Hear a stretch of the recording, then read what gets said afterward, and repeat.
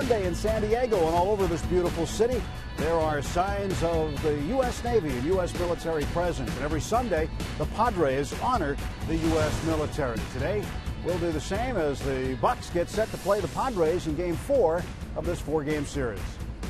And hi again, everybody, along with Bob Walk. I'm Tim Neverett. Robbie and Smikowski will be joining us shortly. And because the Padres honor the military every Sunday wearing their camouflage uniforms, we thought it'd be nice to come out here and see one of the great sights in San Diego. Bob, I know the USS Midway behind us is one of your favorite stops when you come to town. It really is. We got to go up there yesterday, take the tour, been up there before. If you come to San Diego on a trip, this is definitely a must-see. You got to come here, go through it, teaches you all about the naval history of the United States, which is pretty spectacular.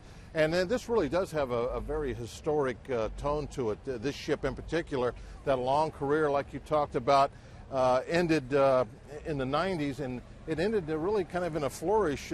The Midway was the flagship of the fleet during Desert Storm, so it did go out kind of like AJ in a really flashy way. But you know, when I took the tour yesterday, I also saw one of the fighter squadrons that used to be on there was the Jolly Rogers. And from what I understand, nothing can raise a Jolly Roger faster or higher than an F-14 Tomcat. Or a Pirate Win, which they'll be trying to get again today. Josh Harrison at the top of the order has been terrific. The Pirates have been streaking with him batting first. You know, we've talked about this a lot starting last year about what he brings to the table, and it is a little bit of everything. And he has an effect on the entire lineup because he's a table setter. He gets on there to score runs. He can also drive in, get the RBIs, the big ones. It seems like he's always up there in a key moment. And we've also seen him obviously use his legs, stealing bases and just general havoc that he can cause out there for the other team. They have to respect that. And so really he is a spark plug that ignites our offense, and we're seeing it again as we get toward the middle of the baseball season here, middle of the summer, where it's really getting hot. He is taking off. So Josh Harrison and the Bucks trying to take Game 4 against the Padres today. Rodrigo Mertispaño will pitch for the Padres. It'll be Jeff Locke for the Pirates. We'll take a look at Jeff Locke when we come back to San Diego.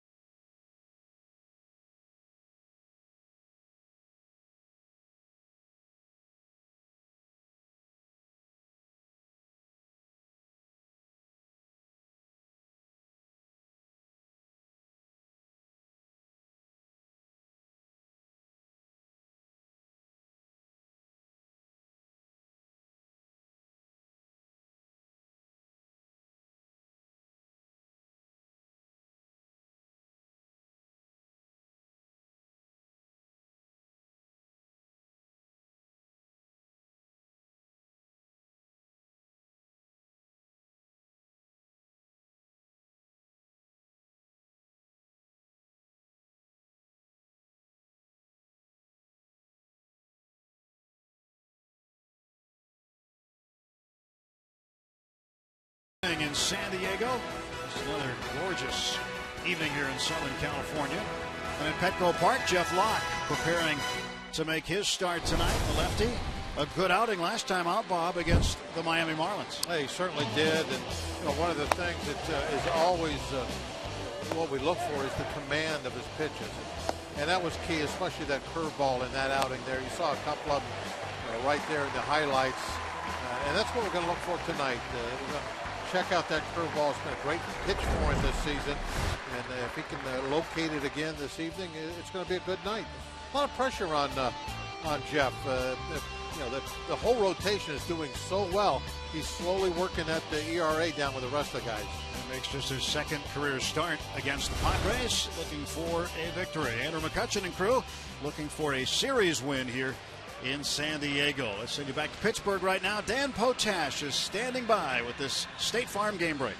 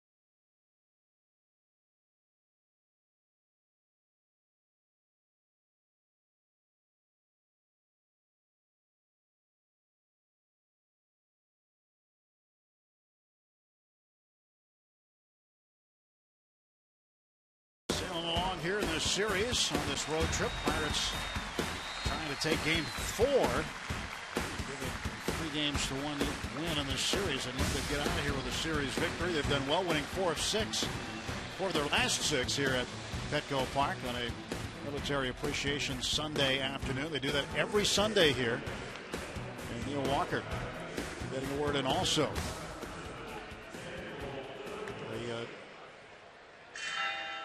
The lineup for the Pirates. tonight as they'll get set to lead off here in the top of the first inning. Josh Harrison will lead off. Presented by Toyota. Then Neil Walker. Andrew McCutchen, last 22 games hitting .380. The team 14-8. No coincidence. Marte batting fourth. Jung Ho Gung bats fifth. Then Pedro, Gregory, Polanco back to back. Left-handers in the order. Then Cervelli and Locke facing Odorizzimer Despaigne. Taking a look at his numbers, ERA of 5.23, but that actually has come down a little bit. Last start was a pretty good one. So he's been a little bit of a work in progress, I guess you could say, to this point of the season. You can also look at his starts, 6 games, 10. He's been in the bullpen a little bit. He's been back and forth between the bullpen and the rotation, making his very first start ever against the Pirates. Derek Norris, who has been piling up some big numbers from the catcher's spot. And there is Clint Barmas out at shortstop. He'll start against the left-handers. So Barmas, Middlebrooks on the left side, Jerko and Solarte on the right side. Upton, Venable, and Kemp, the outfield left to right, with Despaigne and Norris making up the battery. First pitch of the ball game. Josh Harrison is up high for a ball. We are just underway here in the final game of this series. Pushed back to this time because of the San Diego Marathon that finishes here in this ballpark. The Rock and Roll Marathon. They had OAR playing here this morning as part of it. OAR will be at PNC Park a little later, one of the Fan Jam concerts. It's been a busy place since we've been here this weekend. Hotel seems to be really full. A lot of more than normal, I think. A lot of Pirate people around the area. Yeah. So a lot of people like to make this trip down to San Diego. Beautiful spot. Kind of mixing in a little baseball, sightseeing at the same time. Met a couple folks out there by the Midway earlier today. Harrison down on strikes, one away. That cutter, I think, what got Jay Haven. They were telling us that they're going to follow us up to San Francisco for a few days. There's that cutter. Not a Coast Guard cutter either. No. Kind of a slider cutter.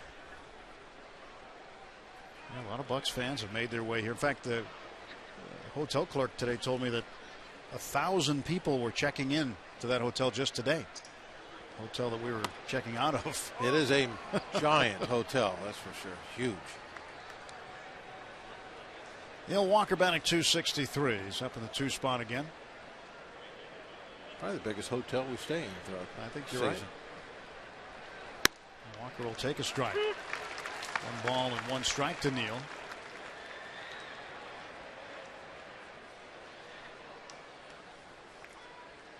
Jeff Locke waiting to make his 10th start of the season. Do that in the bottom of this inning. Pitch up high for a ball. The Pirates winning last night by a 5-2 score. Charlie Morton looked very, very good again. His 2 starts, he has looked really good. 2-1 pitch. That's inside. Both starts, he's really, I think, done a great job of just keeping things simplified. For the most part, sticking with that 2-seam fastball and just trying to get as many ground balls as he can. 16 of them last night. That is the recipe for him for success. Always has been. Walker fouls it back. Count is full. 3-2. Yeah, this game at 6 o'clock local time tonight. This is the latest they could start this because there is a curfew at the airport here. And the Pirates have to be out of here before the curfew is in effect at 11 p.m. This one is high in the air, down the left field line, foul. And it'll just barely make the stand. We've had to make adjustments in the past about that. There's been several times over the years where we've actually had to fly out of North Island Naval Air Station which is right on the other side of the water from the regular commercial airport because of that curfew. We haven't made it extra innings or whatever. We got to fly out of the naval base. The payoff pitch to Walker. Slap foul back and out of play. So one thing about the naval base is they're open 24 hours. Yeah. They're open for business all the time. 24/7. Although I asked about that to somebody with the Padres today, and they said they don't allow that anymore. They said they haven't done it for a couple of years. They weren't sure why they stopped doing it, but they used to. There's a ground ball to the right side. Jed Jerko there. He throws out Walker. There are 2 men out for the Pirates in the top half of the first inning. Tonight's Rivers Casino tips to win. Well, normally when we play here, we don't talk too much about home runs, but even though we're in San Diego here in night games, the ball's been flying, and they've been a big part of our offense. So hopefully we can get the ball over the fence again tonight. And I've mentioned a little bit already about Locke's success this year with the curveball. Teams are hitting barely over 200 on that pitch. And hopefully he can continue that tonight. Good work with the hook. Call him Captain Hook. Espana's pitch to McCutchen is lobbed into center field. That's a base hit. 2-out single for Kutch. He just continues to swing.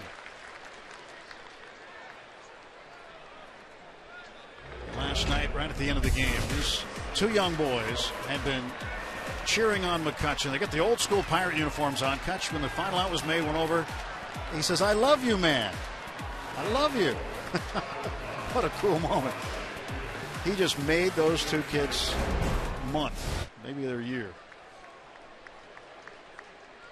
Well, that'll be a memory that goes on for a long, long time for those 2.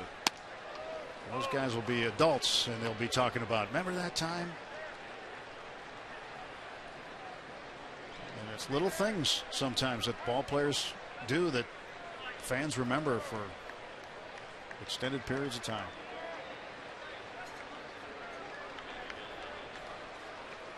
Marte fouls it back.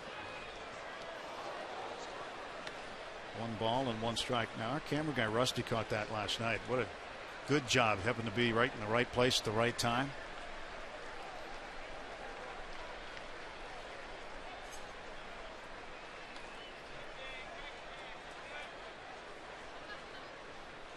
Grisimir Despaigne, the stretch and the pitch.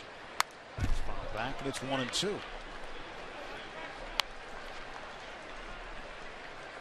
Despaigne has faced Central Division teams 5 times, never the Pirates before. He's 0-3 with a .556 earned run average against the National League Central in his brief big league career.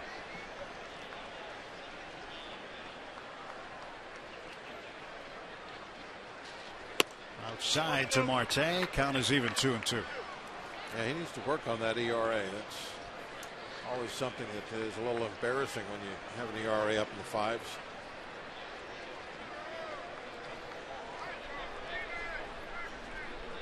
Aaron Balsley got the brown uni on today, the camo. There goes Kutch. Pitch is high. Norris throw. Waiting for McCutchen. He throws out another. That is the 16th man he's thrown out.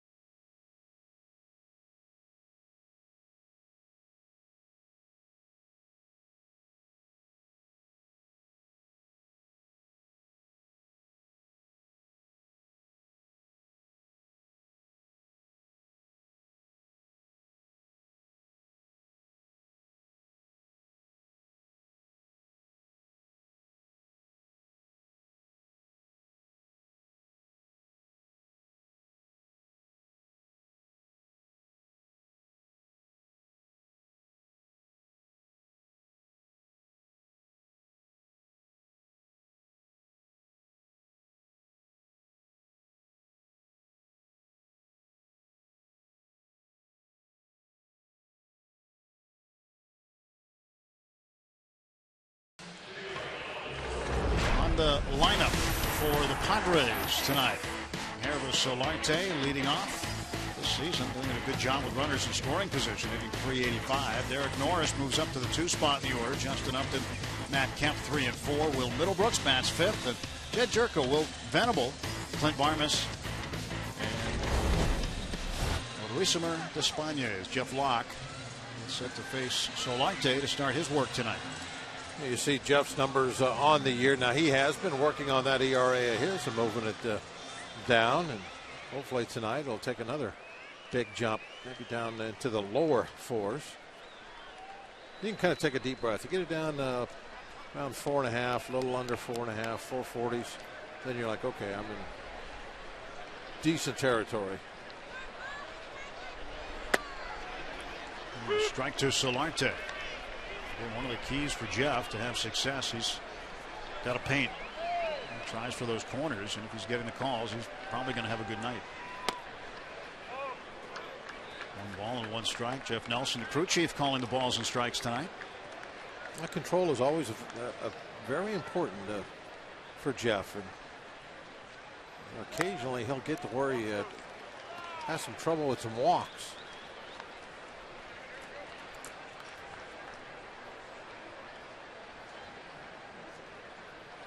Locke in his 2nd career start against the Padres. And that's away from the shift and into right field. A base hit for Solarte. Even though Solarte was in a hitter's count, and he wasn't trying to pull the ball, he just wanted to take the base hit through the right side. Defensively for the Buccos tonight, Jung Ho Gung out there at short. 4 days on, 1 day off. Now he's back out there tonight. Harrison at third base, Walker and Alvarez. Marte, McCutchen, and Polanco in the outfield. And Cervelli doing the catching again tonight. There's Norris. He threw out McCutchen to end the top of the 1st. He and Russell Martin lead Major League Baseball in runners caught stealing with 16 each. And you know Russell Martin's always going to be up there. He's going to be up there a lot, but Norris is leading in a lot of categories. I think when you look at the National League catchers right now, if you're going on merit in terms of the All-Star vote, he'd be the top guy. He's definitely having an All-Star type season. Big offensive numbers. 50 hits, more hits than any other catcher in the majors. 21 of those extra bases. 17 doubles, more than any other catcher. Friday night he had the walk-off grand slam at the bottom of the 9th inning after striking out 4 times swinging prior to that. And Jeff falls behind him 3-0.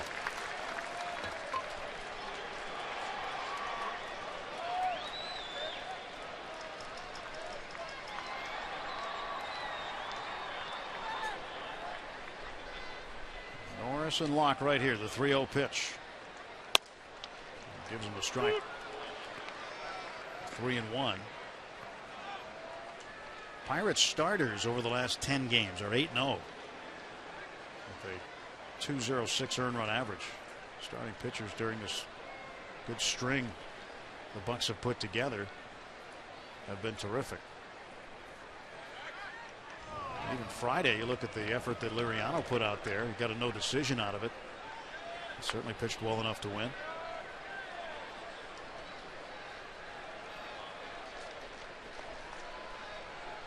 Frankie will pitch on Wednesday next in San Francisco.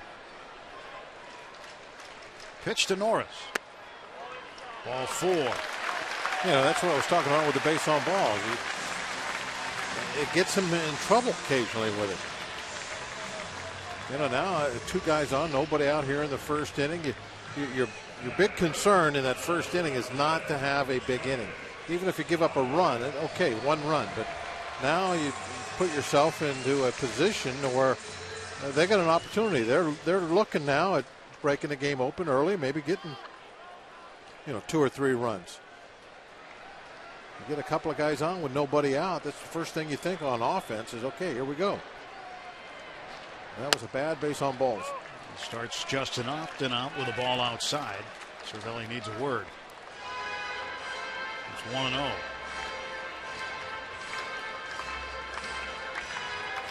You were talking earlier about Francisco, and that's always one of the things that makes it tough for some starting pitchers to get W's. If you go 6 innings, you're leaving a third of the ball game left at a bullpen, and a lot can happen in a third of a ball game. And guys that don't go deep into ball games, sometimes they collect an awful lot of no decisions because of that. First and second, nobody out. And Locke's pitch to Upton. There's a strike. 1-1.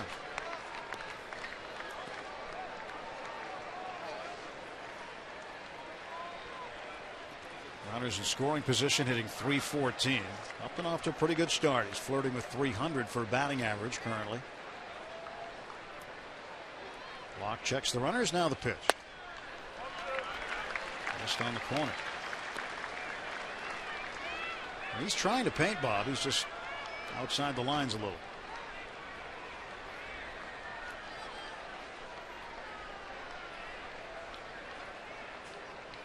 So Solarte at second base, Norris at first. 2-1.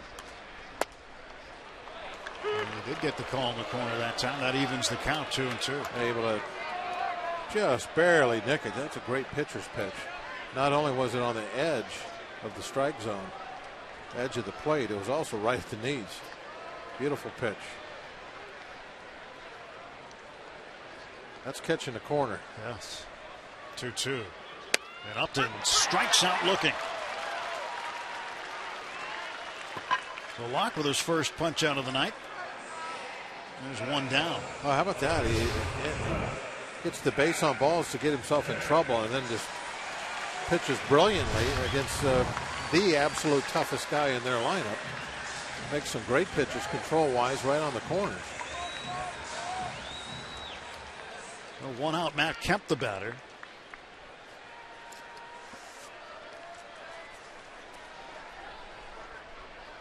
Kemp is 1 for 12 in this series. Average down to .244.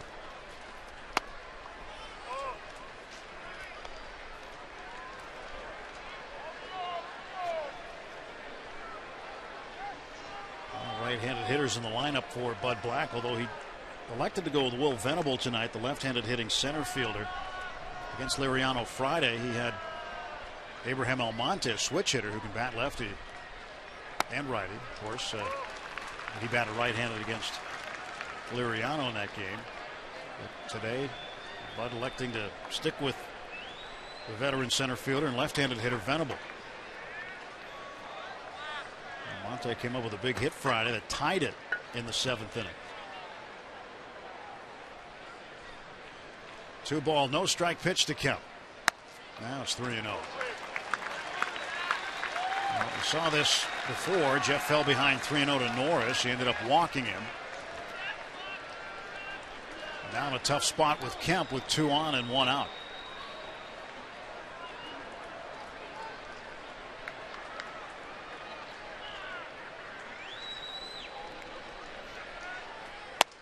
Strike at the knees.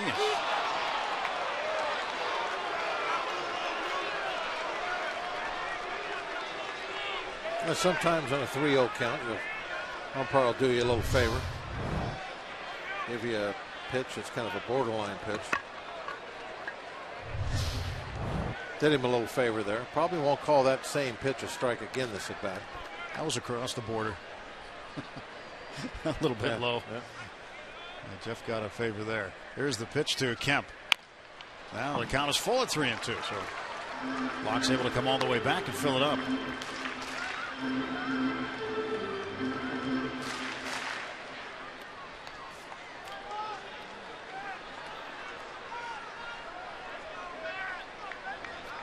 One out, first and second. Solarte over there at second base and Norris at first. A full count to Matt Kemp.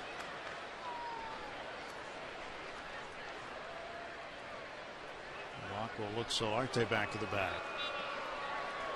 Yeah, just in case they were thinking about starting the runners. Got a little spin move. See if somebody will break early.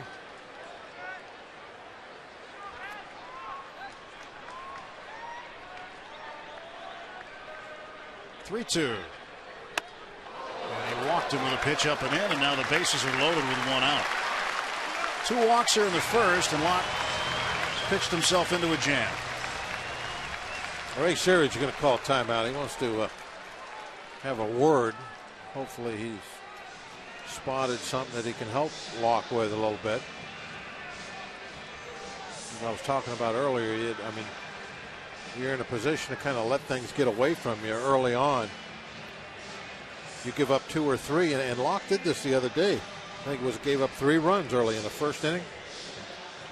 And then you got to be perfect now the rest of the way. You got to be zeros the whole time. You paint yourself into a corner. Yeah, 2 starts ago, that's exactly what happened, and then he pitched well the rest of the game. Yeah. Continued that. Yeah, he was able to do that, but you don't want to have to try and make a living every time like that. That's a little tough. Stay away from the big innings. 20 pitches so far in the first for Locke. 12 of them have been balls. Norris out there at second base, Solarte at third. You saw Kemp earlier at first. Need that ground ball hit at somebody right here. Middlebrooks has grounded into just 2 double plays on the season. He takes a strike. I like the way you just jinxed Middlebrooks. That was a good move on your part. Like that a lot. If jinxes worked, I'd be doing it all the time.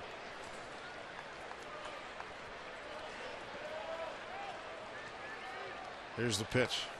That is down and in. 1 ball and 1 strike.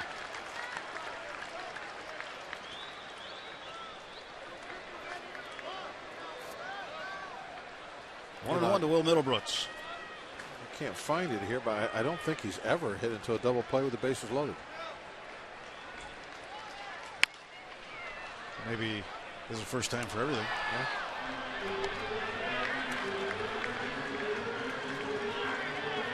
How about on a Sunday night?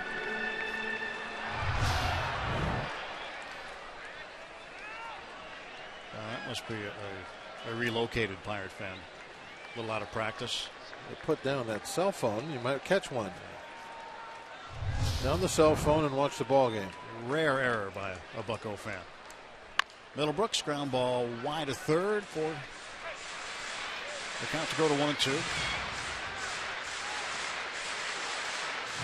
Robbie's getting the inside story now. Yeah. Robbie's telling me we replayed it and then they buried you about the cell phone. I got to learn the lesson the hard way.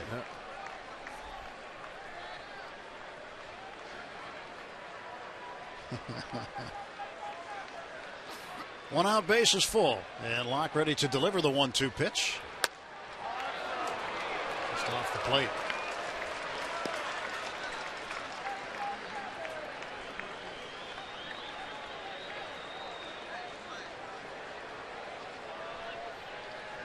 Two balls, 2 strikes. It was close. Cervelli tried to frame it back over the corner, but to no avail.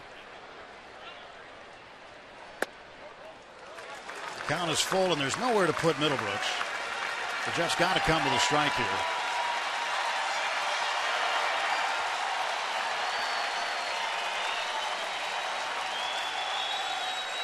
Jed Jerko on deck. This is loaded with Padres. And the payoff pitch from Locke to Middlebrooks. Foul back.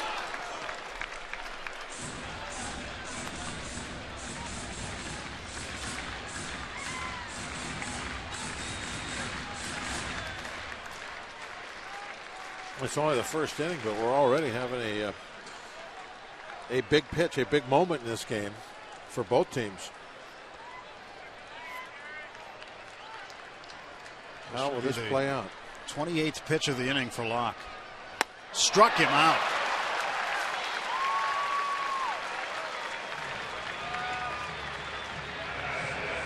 Jeff had a little bit off that pitch. Came in at 83. Well, it looks like a slider, doesn't it?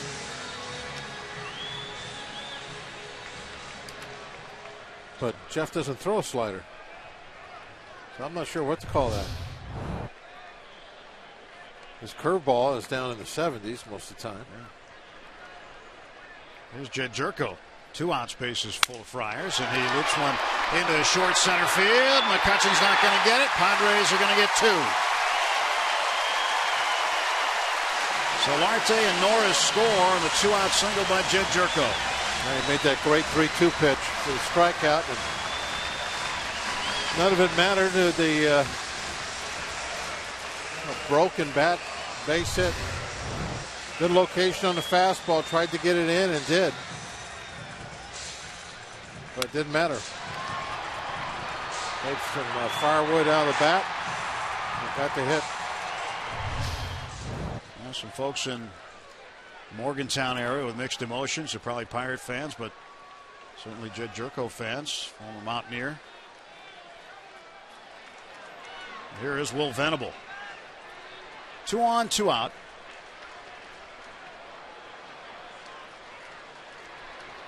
Venable, a ground ball to third base. That's in fair territory, and Jay will step on the bag and get the force out. 2 runs come in on 2 hits. 2-0 Friars after 1.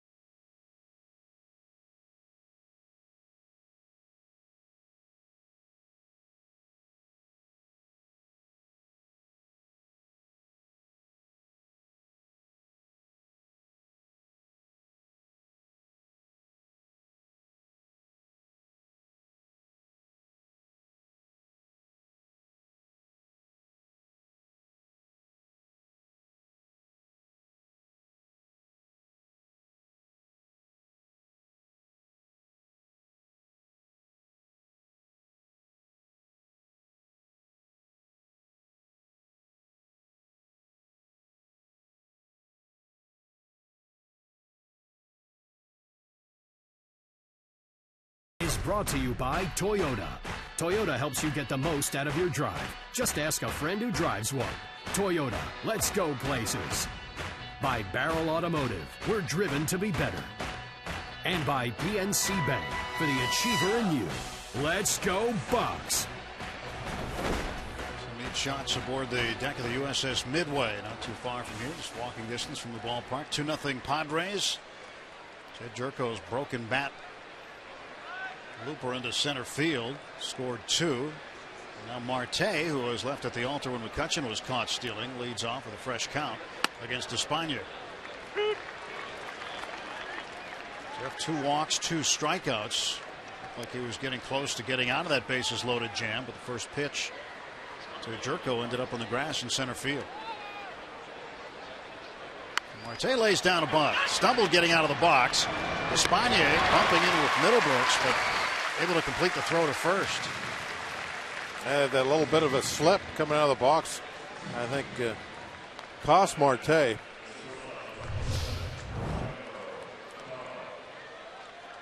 If he doesn't stumble right there, it's a much closer play over at first base.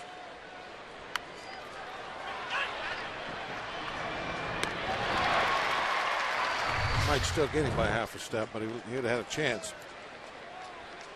Pirates have 1 bunt base hit this year that occurred during this series. Gregory Polanco a couple of nights ago. Jung Ho Gung takes a strike. In fact, Clint was telling me yesterday that he's been encouraging. He said encouraging was an understatement, but he's been talking with Polanco and Marte about bunting more for base hits. Ball 1 is outside. 1 ball, 1 strike. And you might say for Marte, well, he's the cleanup hitter. Well, there are certain situations where he can get a base hit, like leading off an inning, for example, because he's got that skill set. 1-2 to Jung Ho.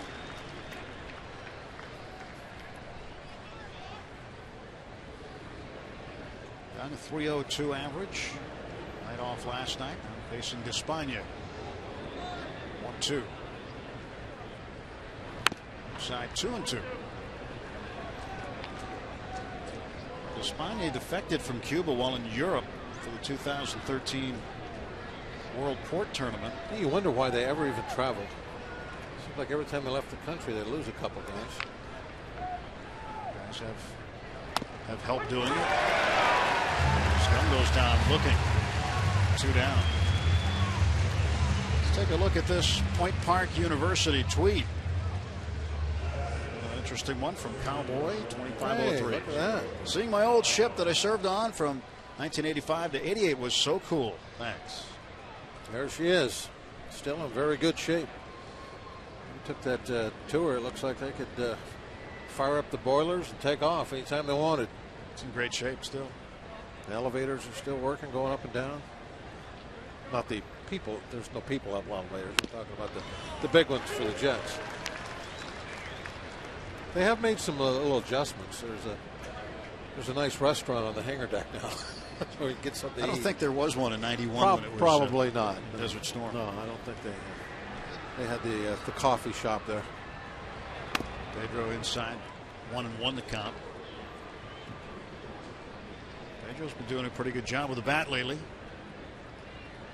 Getting out of the 6th spot. Seems to be a good spot for him. 8 RBIs over his last 8 games. 356 over his last 10 That big games. slow curveball. Little slop drop. Yeah, got underneath the 70 mark.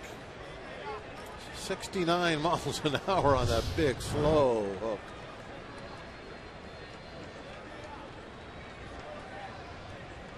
One-two pitch. Rip to the right side, diving, stopped by Solarte, tossed to Despaigne.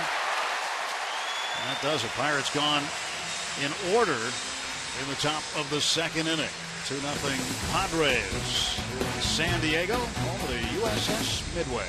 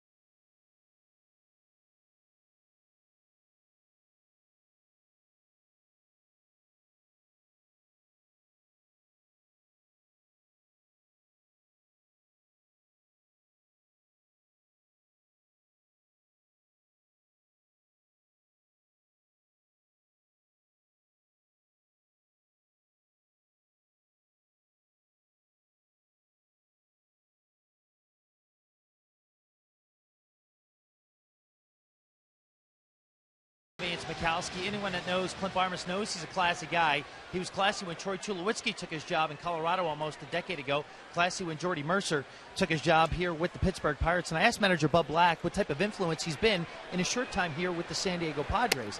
Now, the one thing he said is that Barmas prepares the way every major leaguer should prepare.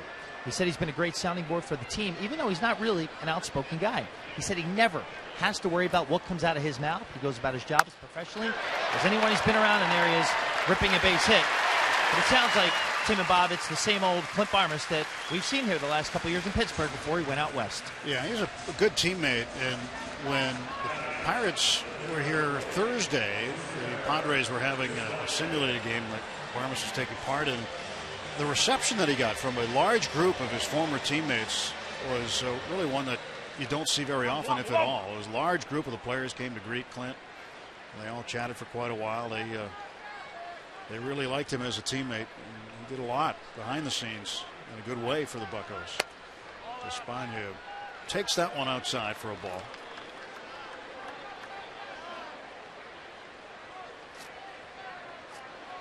Barmes' family still living in Colorado, and they come down pretty often. It's a little easier flight for them. But Clint taking up residence right near the gas lamp district. He'll walk to work. He likes that aspect of living so close to the ballpark here in San Diego. Yeah, there's nothing like living right next to the stadium and be able to walk. It's just a very cool thing. And Clint told me the other day his best moments in baseball that he remembers from Pittsburgh, a 2013 season. One of the best he's had in the game. Espana bunts it foul for strike two. Well, he defected in Europe. He became a citizen of Spain, and once he had citizenship in Spain, he made his way to Mexico and then up through Mexico into the U.S. He spent 8 seasons playing professionally in Cuba, also a member of the Cuban national team.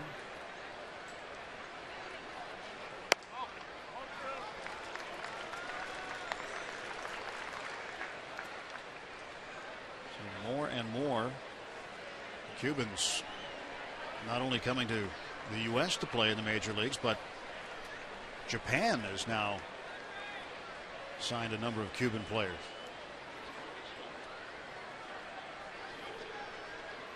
And he gets the bunt down. And Walker will have one play. That's to Walker recovering at first. And the sacrifice puts Barmes in scoring position at second base. Friday, June 12th, the Pirates battle the Phillies at 7:05. First 20,000 in attendance get a free Pirates t-shirt. Presented by Central Blood Bank. Get to Federal Street early for a Friday night block party. Presented by Barrel Automotive. Live music, food. And you can stop by the Lion Kula Bar, too. For tickets, pirates.com/free shirt Friday. The Pirates have modified their defense a little bit this time on Solarte. And Walker over on the right side of the infield, just barely, but he is on the right side, not shifted all the way over to the left. And Solarte, that first time up, he hit a ground ball right through what would normally be the second base position. Strike call.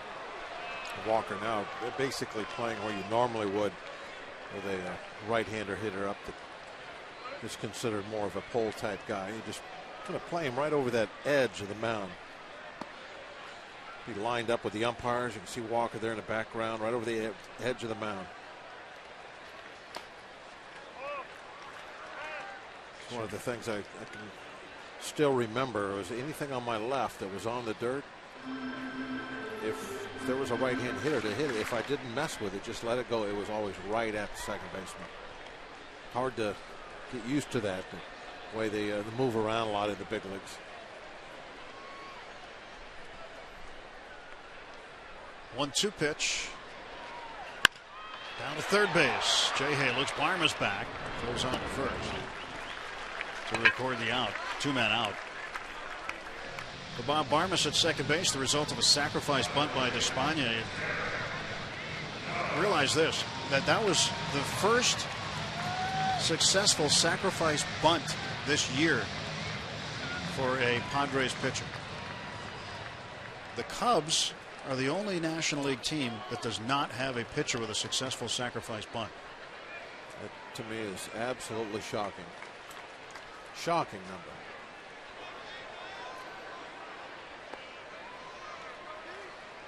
They've played 51 games. Norris will take a strike.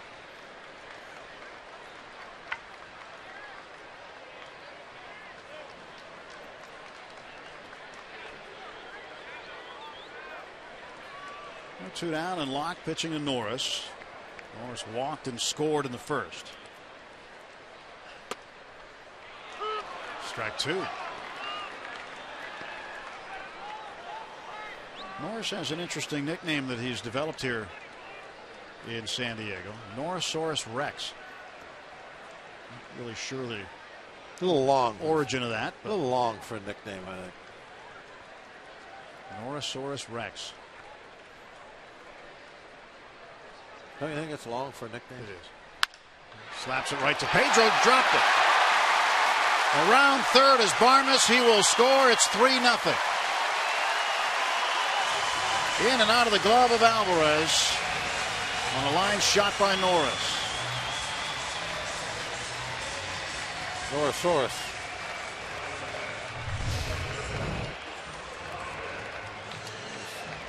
Standing in the right spot.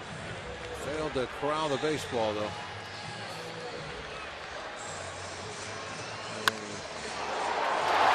Padres pick up a 2-out run. Add to their lead. An error on Alvarez. And the run comes in. And Upton out in front, swings and misses.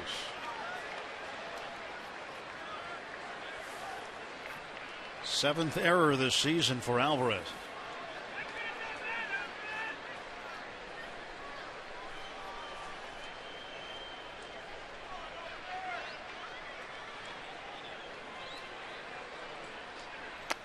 Upton chases one down low. He's in the hole 0-2.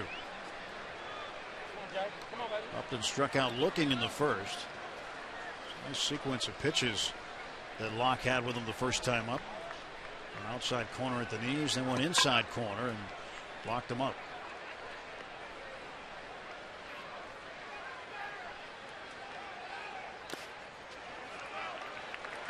One and two. Pirates bullpen is going to be busy tonight.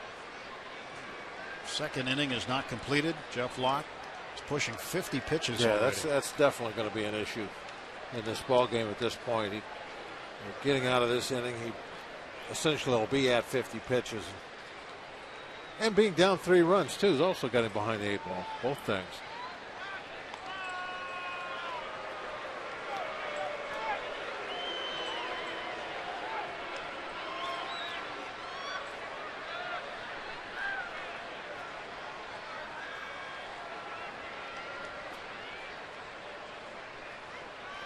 Here comes the pitch. In the air to right. Polanco has a beat on it. 1 run, 1 hit, 1 error, 1 left, 3-0 Padres.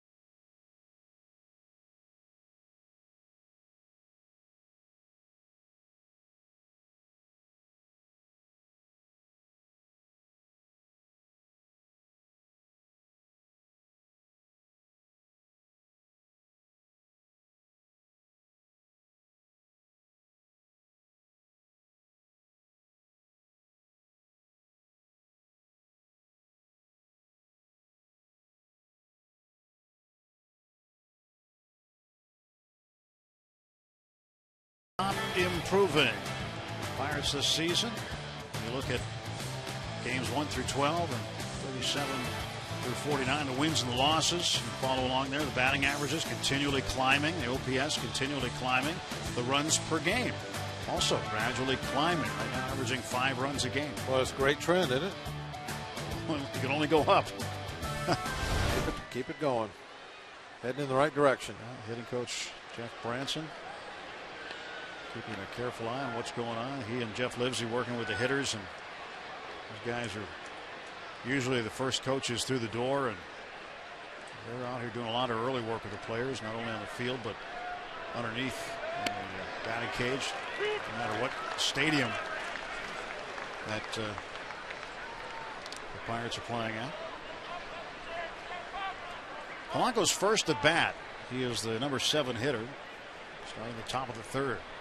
6 men have come to the plate. 1 hit off of Despaigne.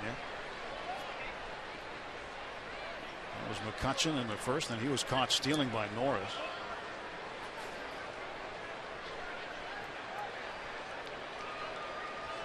One pitch. That's inside. Eric Norris wondering why he can't catch the ball. Well, I can't believe that he was looking fastball on that one. Yeah, he got crossed up. There's somebody missed the sign.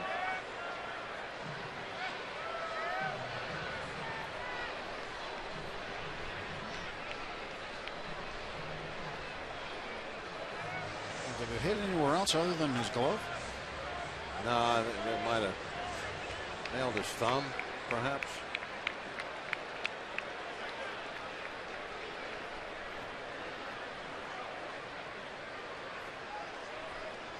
These guys take a beating back there.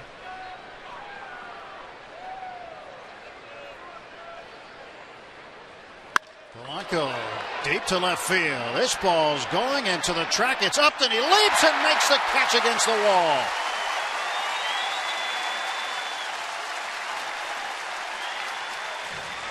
Polanco struck it well to the opposite field, but there was Upton to take it away.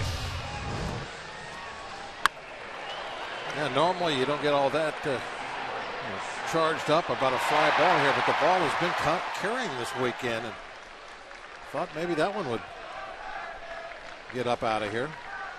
Interesting to note that yesterday afternoon, early, Dave Roberts, the bench coach for the Padres, looks a lot of the outfielders, had a judge machine at home plate and was working on that very thing with Justin Upton on balls to the wall and how to leap up against the wall and make those catches, and that's what he was working on yesterday, to play just like that.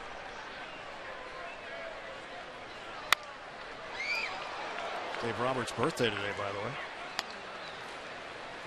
You know, when we used to go out and shag during batting practice, that was our favorite thing to work on. We would just sit back there by the outfield and hope that guys would hit home runs so you could jump up and make catches. It really is interesting at times to see grown men out there at 3 o'clock in the afternoon and acting like they're 12 years old, running all over, sometimes playing games, playing 500, just crazy stuff. Grown men playing a kid's game. That one just missed. And then there's some days you go out there and you stand in one spot like a post. And you don't move anywhere. You just think about how hot it is. And how much you don't want to run. And how nice it'll be when batting practice is over. You'll be back in an air-conditioned clubhouse. 2-2 to Cervelli. There's a base hit for Francisco. 1-out single for the Pirate catcher. His batting average coming into the game tonight, .313. Now it's going to raise a little bit. The highest batting average for a catcher in the major leagues.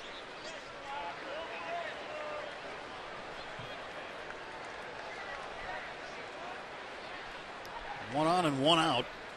Jeff Locke will be asked to get Cervelli over to second base.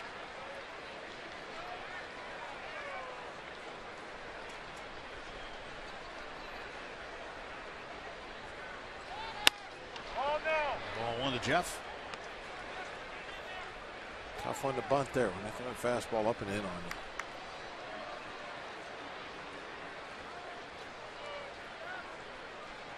Jeff had a base hit, one of his 2 hits in his last start against Miami at PNC Park. And he gets this one down. And Locke, successful sacrifice bunt. Cervelli in scoring position with 2 outs. It's important to do. Get those runners over. MLB.TV Premium, the #1 live streaming sports service, is celebrating 13 years. Watch every out-of-market game live or on demand in true HD on over 400 mobile and connected devices. Real-time highlights, live look-ins, pitch tracking widget, and more every night on every device. Blackout and other restrictions apply. Visit MLB.TV for details. Yeah, I know some people that might really not be too impressed with sacrifice bunts. We were talking about the Padres getting their first. Just one on the year. Yeah, well, it turned into a run for them too, didn't it? It did. So I mean, it is important. It's not always going to be a run, but if you can get a runner to scoring position or move somebody to third with less than 2 outs, it's a positive thing that you can help your offense out with. And occasionally they're going to turn it into a run for you. J-Hay fouls it off a foot. Yeah, that was Locke's first sacrifice of the season. But the Pirates, in comparison to the Padres have the 1 sacrifice bunt by a pitcher. All in all, 10 sacrifice hits, including fly balls. Pirates have 19.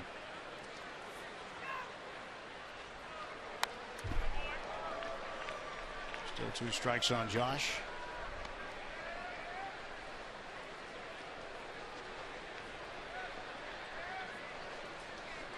J-Hay struck out his first time up. Cervelli at second. Bucks down 3-0, top of the 3rd inning. Grisamer Despaigne, Cuban defector on the hill.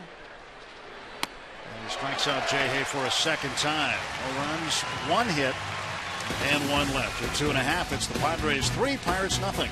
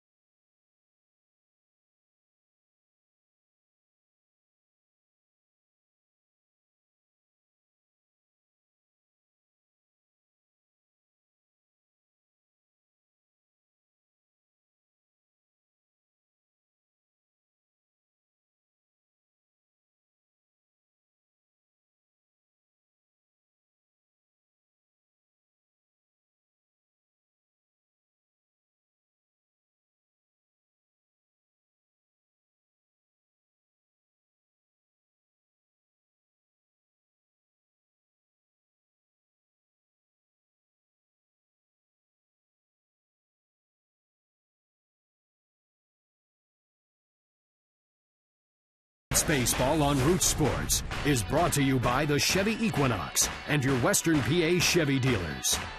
And by Day Automotive. We're going to make your day. Let's go Bucks! Here in San Diego with Bob Walk, I'm Tim Neverett. Robbie Smokowski with us also. 3-0 Padres, bottom of the 3rd. Yeah, we saw some of the Jolly Rogers yesterday when we were on the tour on the Midway. You see the VF61s.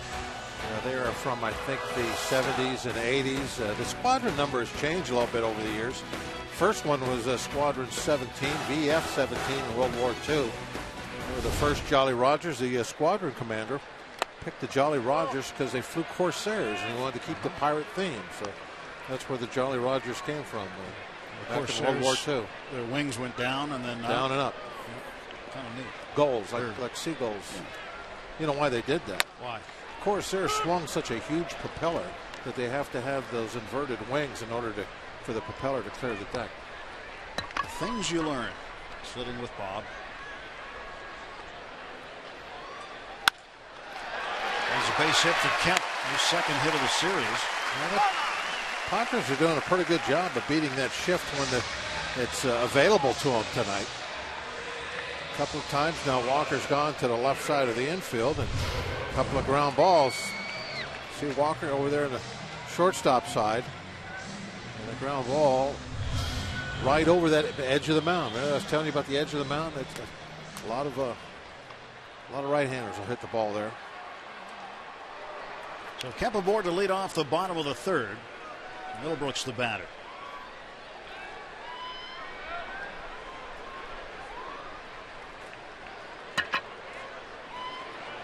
He hammers one to left field. It is 5-0 San Diego. 7th home run of the year for Middlebrooks.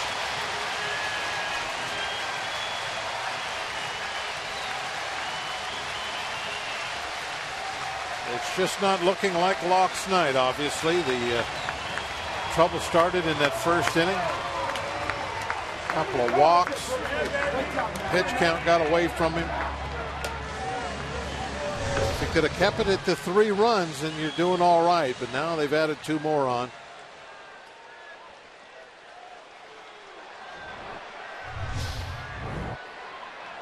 Still nobody out. Batter is Jed Jerko. Jerko takes a strike. Jerko drove in the first 2 Padre runs in the first inning. You're going to throw that ball in, and you need to elevate it a little bit, keep it in on the hands. If the ball is up toward the hands, to keep the ball fair and hit it with the head of the bat is a little bit more of a challenge.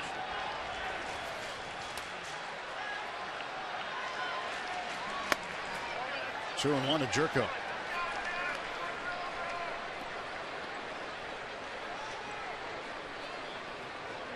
6th home run Locke has given up on the season. And that pitch is down. So 3-1. Jerko ahead in the count. And just 2:18. Jerko's now splitting time at second base with Corey Spangenberg. Spangenberg, a left-handed hitter. This one's popped up. Middle of the infield. Walker calling for it. He makes the catch for the first out of the Padre third. Well, it took a while to come down.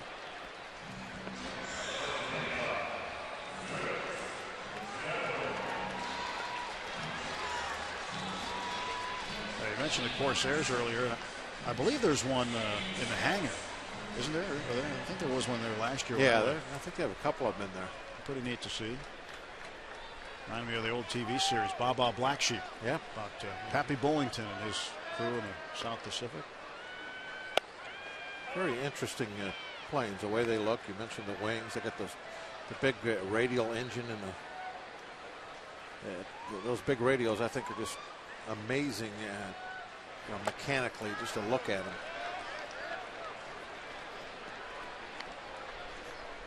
As you could tell, I was very impressed with the tour.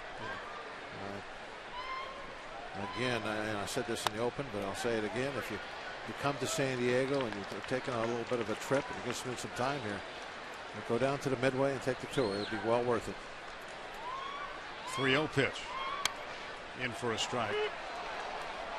One of the 2 times I went last year, the gentleman taking my ticket on the way in, Pirate fan from Pittsburgh. Oh, yeah? Retired, lives out here. Retired Navy.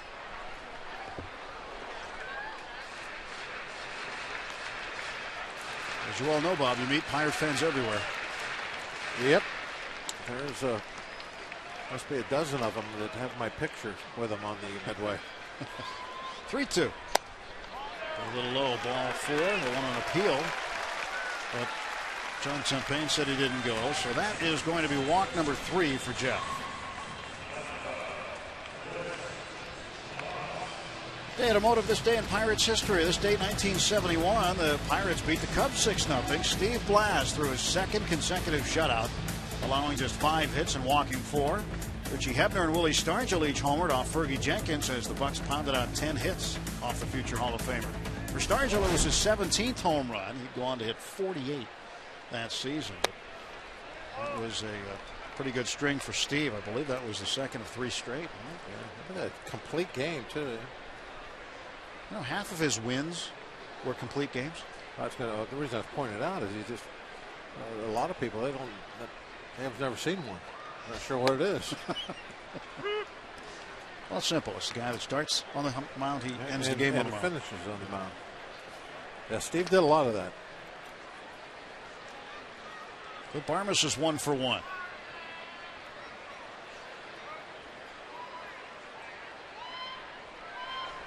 He takes inside. Barmes has been with the Colorado Rockies, the Houston Astros, the Pirates, and now here in San Diego.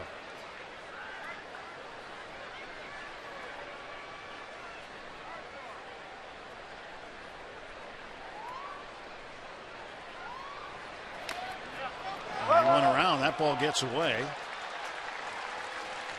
And down to second base goes Venable.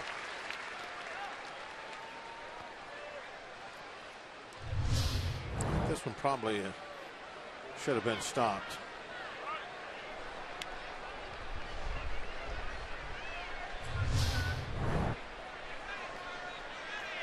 I mean, it's a wild pitch. There's no doubt about that. There's no question. It's not a pass ball.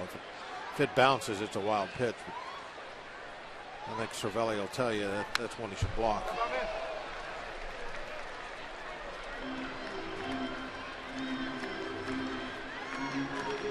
Balls, 2 strikes.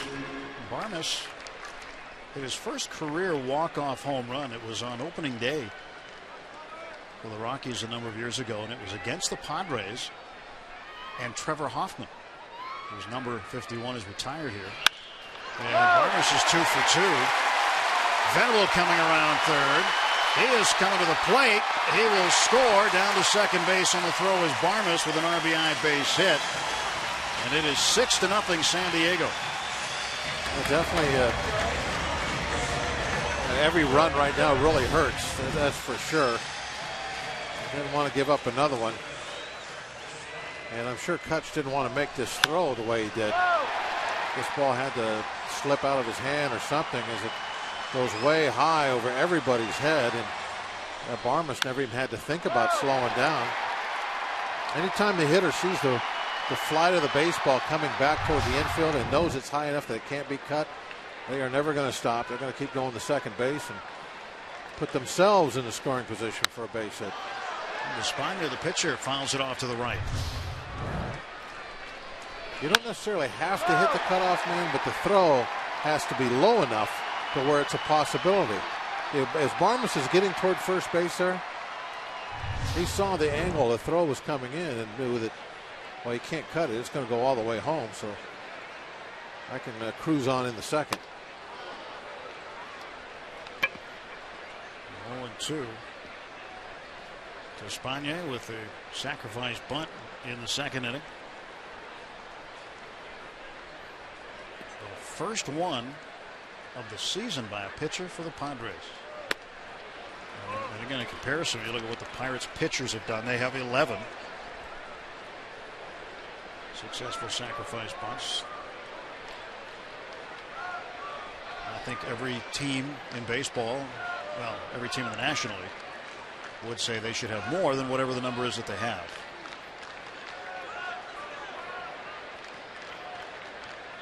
I'm not sure what the success ratio should be for sacrifice bunts for pitchers that are given the bunt sign, but probably should be higher than what you see on a daily basis.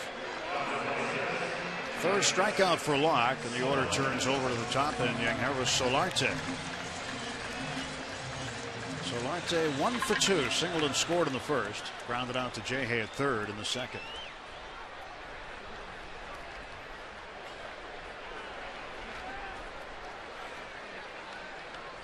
Two out, Barmes at second. And a ground ball to short, charged by Jung Ho Kang. Well, a three spot for the Padres, led by Will Middlebrooks' home run. Clint Barmes with an RBI base hit.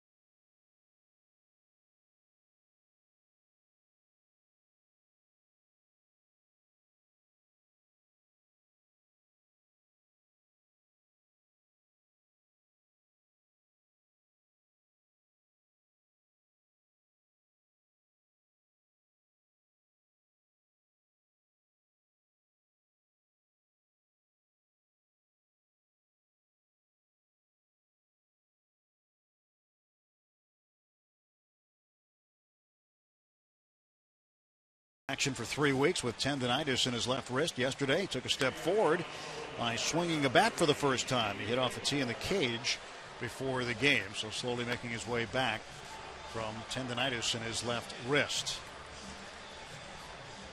Bud Black's team with a 6-0 lead here in the fourth game of this 4-game series. Will Middlebrooks with his 7th home run. It was the 58th home run hit at Petco Park this year. It's a little more home run friendly considering the 58th home run was hit here last year on the 3rd of July. Wonder if they have the opposite of a humidor here now. What would be the opposite of a humidor? A freezer? No, the drawing room. You like you make jerky? Yeah. A little warm, real dry air. Get the balls right out hard. New scoreboard higher, maybe. Absolutely gorgeous scoreboard they have here. Maybe balls can get out to that part of the ballpark because it's cutting off any air that goes out there. There's always kind of a sea breeze, a little bit of a breeze. Not much wind, but breeze very pleasant here in San Diego. 1-1 pitch to Walker. Off speed. There's that slop drop. Falls in for a strike. Oh, that one was 67. And Walker wants some clarification from Jeff Nelson. And whatever Nelson said humored Walker. I don't think he's really laughing. Not really a strike either. And Neil taking his time getting in there too. Definitely wanting everyone to know that he was not happy with that call.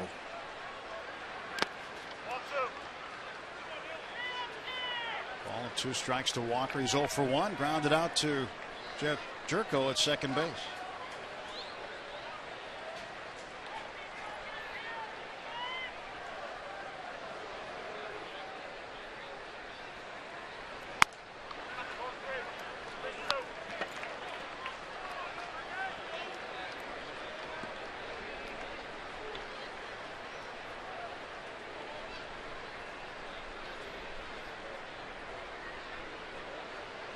Three-2 pitch. He walked it. Neil aboard as the Pirates get a base runner on to start the 4th inning. And fans, it's time to vote for your Pirates All-Stars. Vote 35 times on the 2015 Esurance MLB All-Star Game ballot at Pirates.com. Voting is exclusively online and available on your computer, tablet, and smartphone. Vote early, vote often. help select the starting lineups for the 2015 All-Star Game. Vote at Pirates.com now. We'll be in Cincinnati this year. 6-0 Padre lead, and McCutchen up, and he drills one down the left field line, just foul. That's just 1 for 1.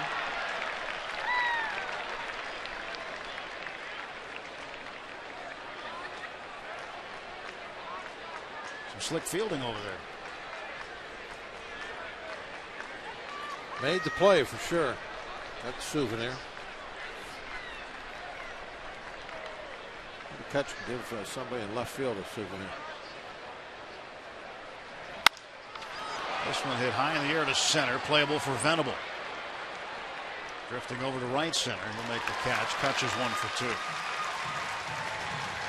Back to first base, Walker.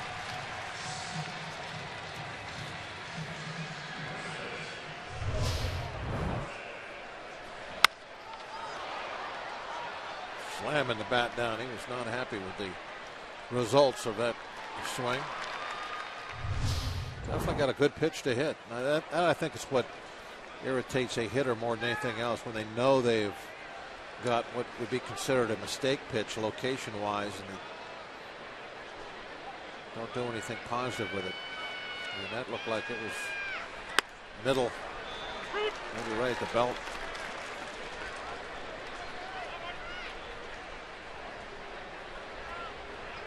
Sharing his thoughts with Pedro on the pitch.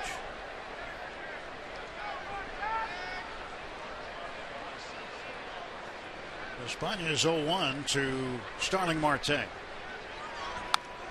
Back 0-2 now.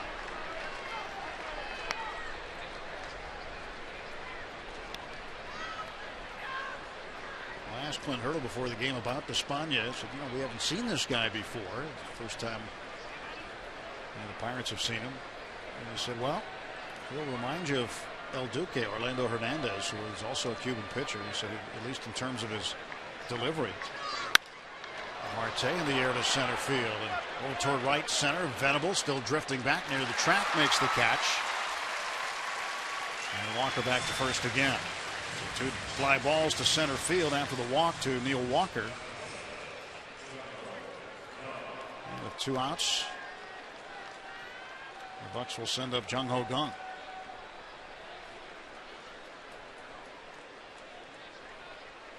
I'm still not clear on the angle of the hat, though. Fernando Rodney of the Mariners doing that too. I don't know why pitchers like to do that. Some of them. Well, that's me. I have no idea. It's just a style thing, I'm sure.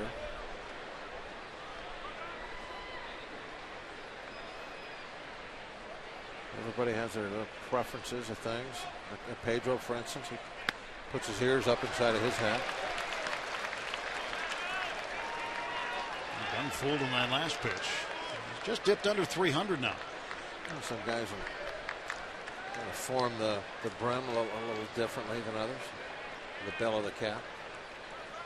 Some like it really flat. Others will give it a little curve.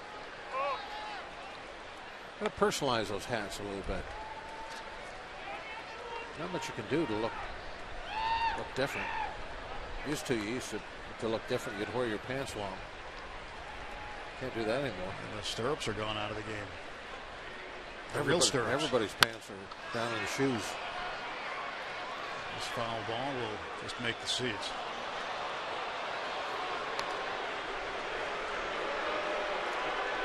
Well, that was a misplay in the stands.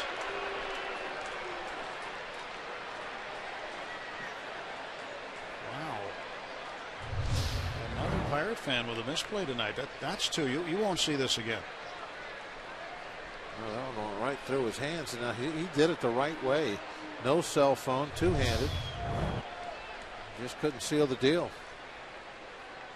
He lost it in the lights.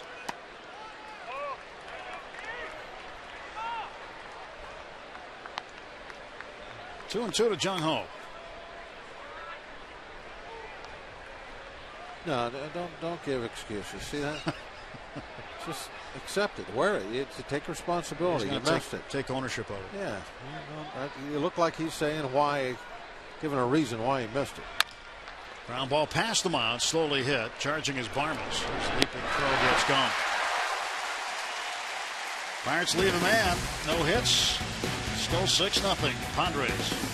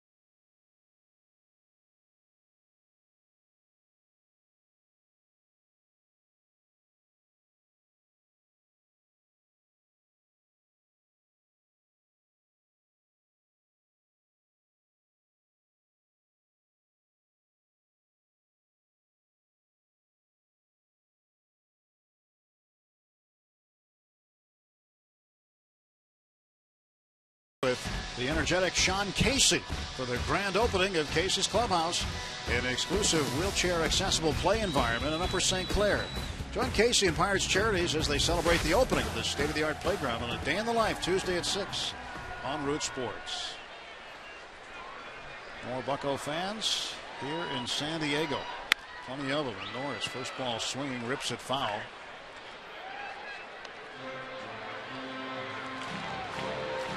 I would have to say, of all of our road cities this season, that this by far has the most Pirate fans in attendance. And really all around the downtown area, you see them everywhere. Off the leg of Locke. Jay Hay won't have a throw. That's a base hit. Norris, his 51st hit of the season. Right off the foot of Jeff Locke.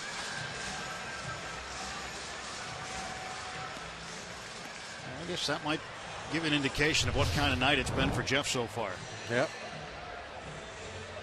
That would have been an easy out. It was going to head right to Walker. That one was going to pay off with the shift.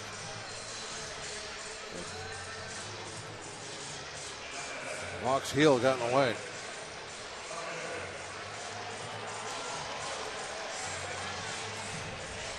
You know, I wonder if it makes the Navy nervous, this many Pirates in town. Maybe that's why they had such a large presence at the game today. Yeah, could be.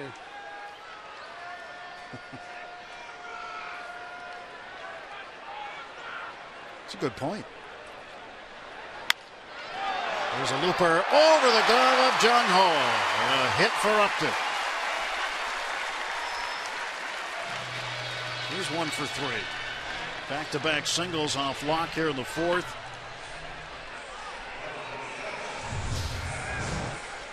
Another indication it's not Jeff's night. When things are going your way and you're pitching well, Young jumps for that and snags it.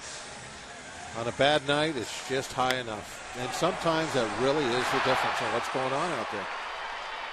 You know, a couple little breaks here or there, balls hit at somebody, maybe a call from an umpire, and then you get a little something going, you get in a groove. But that's not the way it's gone for Jeff, obviously. Matt Kemp, 1 for 1 with a walk. Takes ball 1. Just hanging up the phone. Bullpen might get scrambled very shortly. Yeah, it looks like they're moving around a little out there.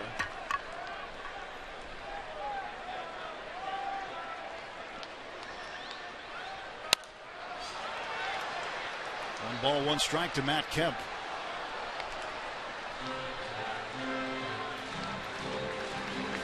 Vance Worley start to loosen up.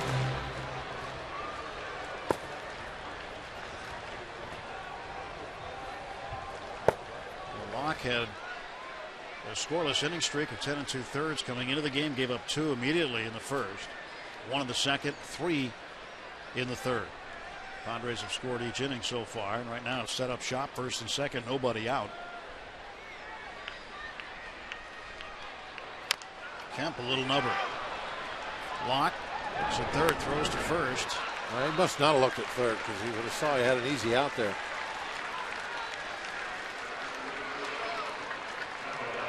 There's second and third and 1 out. Well, definitely not a double play ball by any means, but he could have got the lead runner. Looks like when he spins around. Watch this. Right there. Got all day to throw to third. Well, not all day, but a good part of the morning.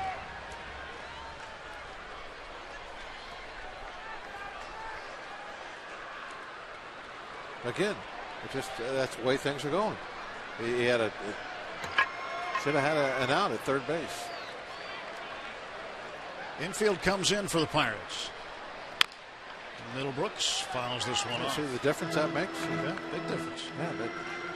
Yeah, not only have 2 runners in scoring position, but the infield has to come in, as you just said.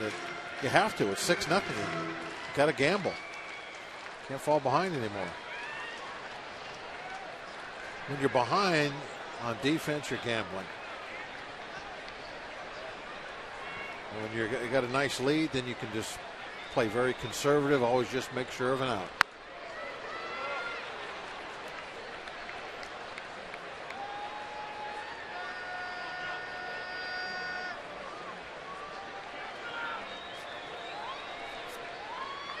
Look over the shoulder, Bud Black from the Padre dugout.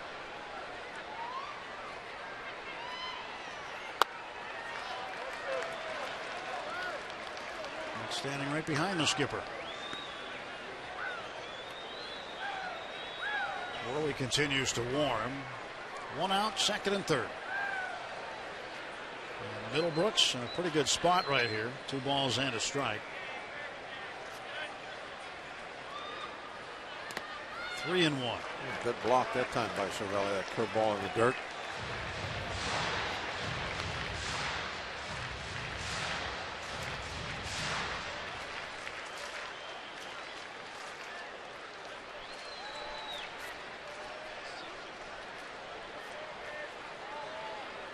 Checking on Vance out in the Pirate pen.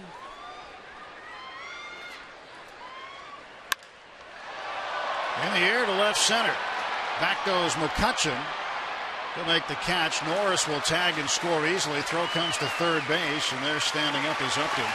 It is 7-0 San Diego. And not going to third on that tapper back to the mound has cost him a run. And every run right now, obviously precious as far behind as they are. Third RBI for Middlebrooks.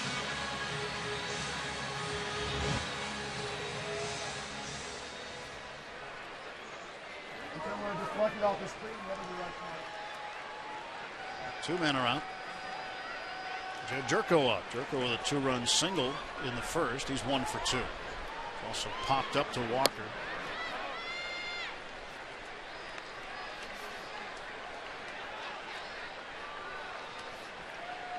Starting in June, the Pirates' New York Penn League affiliate, the West Virginia Black Bears, will start playing at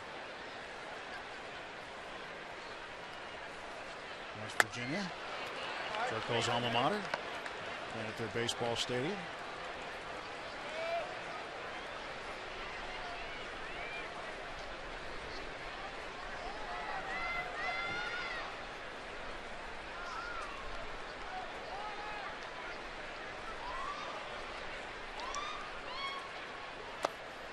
Two balls and a strike.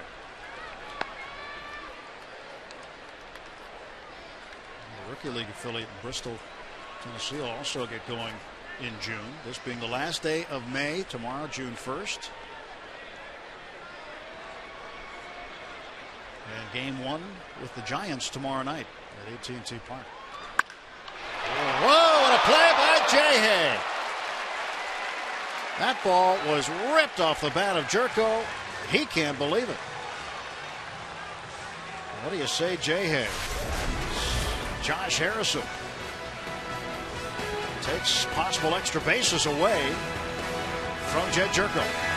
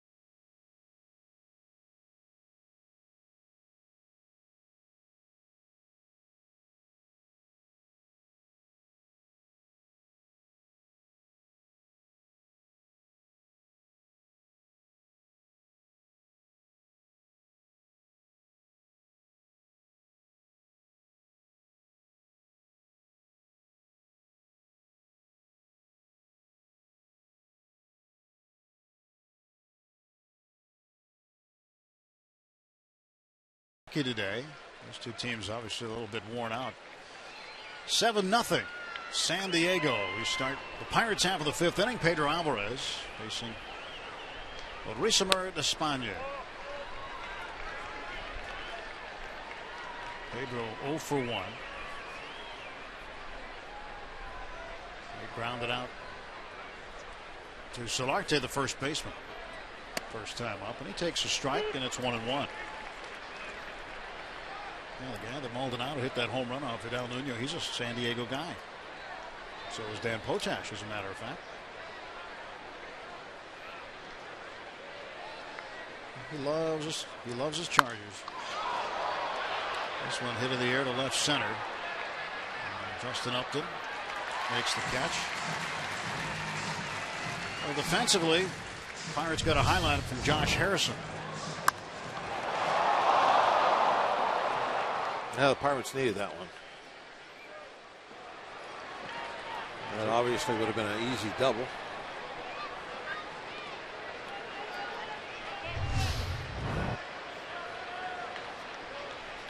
And that, I think, is going to be the last pitch that Locke was going to throw tonight. That line drive. Jeff's night appears to be done. Vance Worley continues to warm up in the pen. Gregory Polanco will take strike 1. Polanco flying deep to left field in the 3rd inning, up against the wall. There was Upton to make the catch. 0-2. Jeff's only going to go 4 tonight.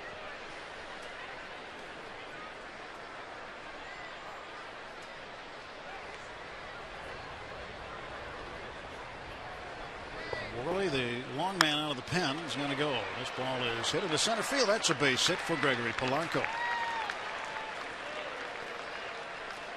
1-out single.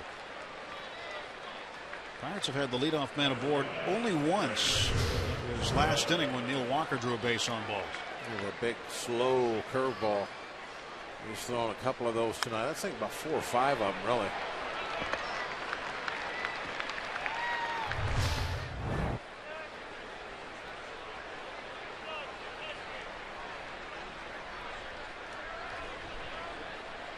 Polanco at first, Cervelli at the plate. They're going to start by winning an inning here.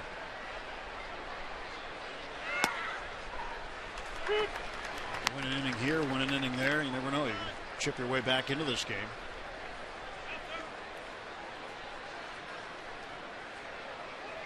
So Corey Hart in the background. He's on deck for Locke. Well, one thing I would say is a necessity. And another base hit for Cervelli. Somebody's going to have to hit one out of here tonight with some guys on base. And we need some quick offense. And we're down by 7. Well, this would be the opportunity right here. The Pirates have 4 hits, all 4 singles. They've had at least 1 extra base hit in a season high 15 straight games. This would be a good time for a pinch hit extra base hit, as you said, Bob. Corey Hart. Pinch hit home run. Would be great right now. Get 3 quick ones up there. Still be a long way. We're down by 7, but when you're in this deep of a hole in the ball game, it's what you got to hope for. Get a couple guys on, get one over the fence.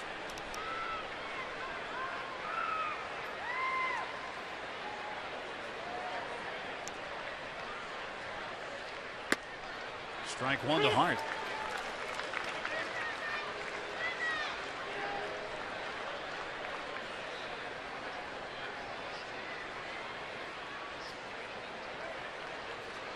Hasn't been getting many regular bats at late.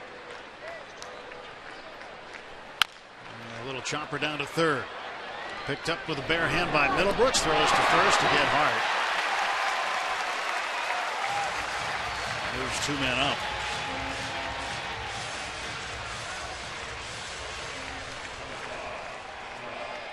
Well, with 2 guys moved up, even if you don't get the home run, you only get a base hit here. At least that's something. That'd be 2.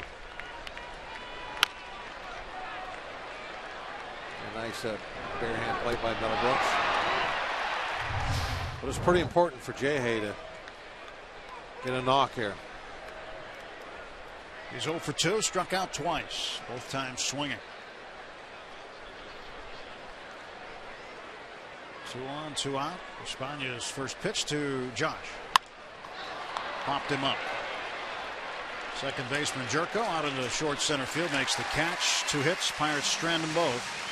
We'll go to the bottom of the 5th at Petco Park. 7-0 San Diego.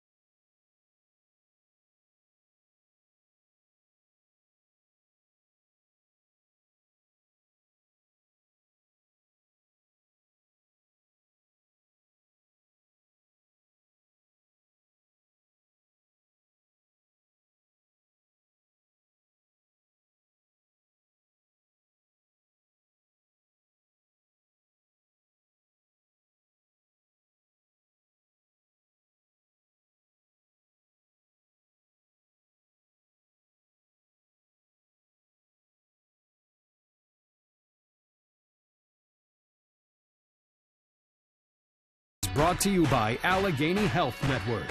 Health for all. By Kenny Ross, Ask a Neighbor. And by Levin Mattress, located in all Levin furniture showrooms and freestanding stores. Let's go Bucks! We look at one of the fighter aircraft on the deck of the USS Midway, and Cowboy 2503, who had tweeted us before. This is another Point Park University tweet. This is my brother Todd Beatty and I when we were both on the USS Midway, stationed there 1985 to 1988. Well, how great that'd be to be on there with your brother. I'm sure they had some great adventures back in the 80s. Vance Worley takes over for Jeff Locke to start the Padres half of the fifth. Vance is in this role now out in the bullpen, coming in, and as you said, the long man. With the 9 spot so far away now in the lineup, probably get the opportunity to pitch at least a couple innings. There was a strike to Venable.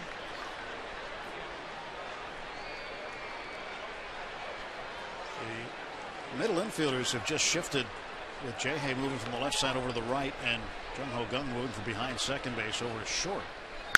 And ground ball right back to Worley. So much for the shift. Vance took care of it himself. A little self-defense action. 1 out for the Padres in the fifth. Well, 1 hopper right back at the dome. Quick reactions.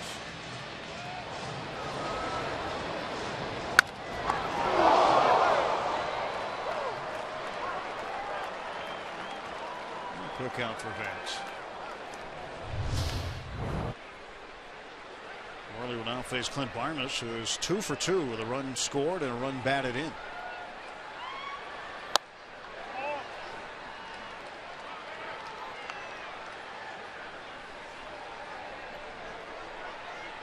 Walked through a lot of pitches in 4 innings, Bob. 89.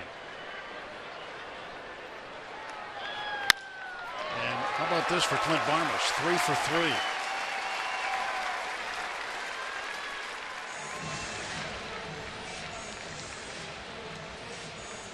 Our Barrel Automotive League leaders stat, the bullpen ERA. National League team leaders, St. Louis on top, the Dodgers next, Pirates third, followed by the Mets and the Washington Nationals, who were swept by Cincinnati this weekend, by the way. Yeah, it's awfully hard to compete for the postseason unless you have a strong bullpen. The Pirates have that. Mark Melancon picked up a save in last night's game, his 13th of the year. Tony Watson, whose 30th birthday was yesterday, has been unscored upon on the road since opening day. He has gotten back to the Tony Watson that we saw last year and made him an all-star. Luis Espana, 0 for 1 with a sacrifice bunt, takes a strike there. 1 ball and 1 strike.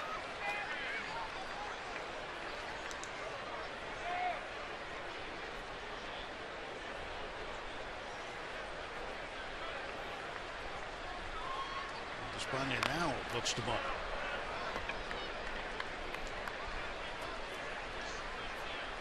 And Bud Black was yelling out of the dugout, we understand, after the last pitch. Apparently, Espana missing a sign. They wanted him to bunt the runner over again. Glenn Hoffman, the third base coach, probably gave the sign, but Espana didn't get it. Strike 3 call. Now, the best bunt sign really is just tell him bunt. It's no secret. Everybody knows. Been many times where I wonder why there even is a sacrifice bunt sign. Just they bunt the ball. And a lot of times at Three Rivers, because you're so close, you're right there. Batter circle, manager 5 feet from each other. You'll just be told, hey, you're bunting. Which you knew anyway. Yeah. Everybody knows. Well, you're right. There's no secret about it. There's no reason for it to be. You're not trying to trick anybody. But apparently that at bat, the only person who didn't know the secret was the guy who was supposed to be doing it.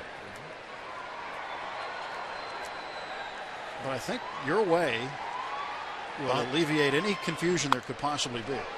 Bunt. So I just Yell it out. Yeah. Translator now giving the word to the Swahili, Bud Black, explaining things.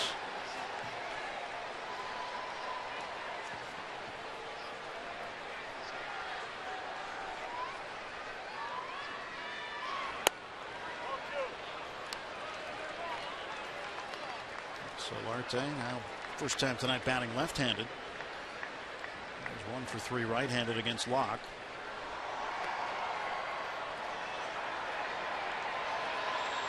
Two down on the 2-1. That's low. 3 balls and a strike.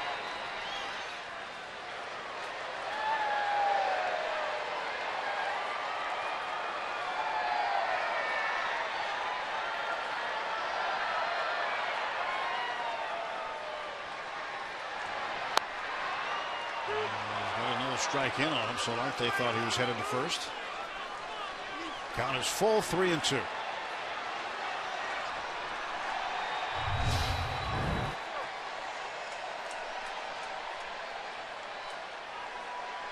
Hmm.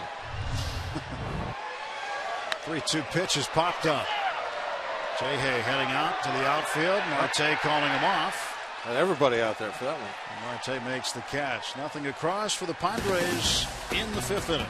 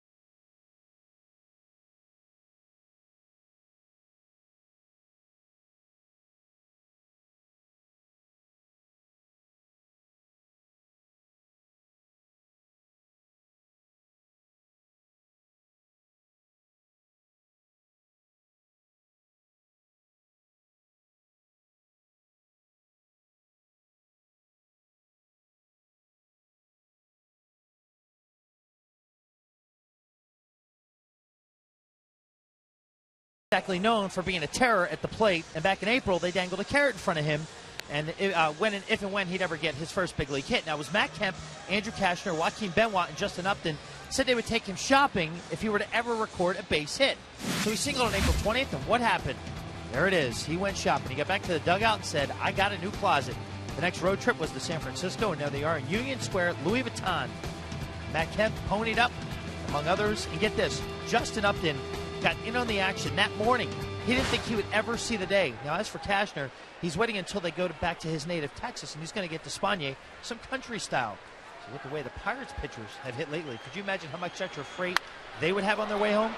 And Neil Walker puts this one into the right field corner. That's a fair ball. Walker around first.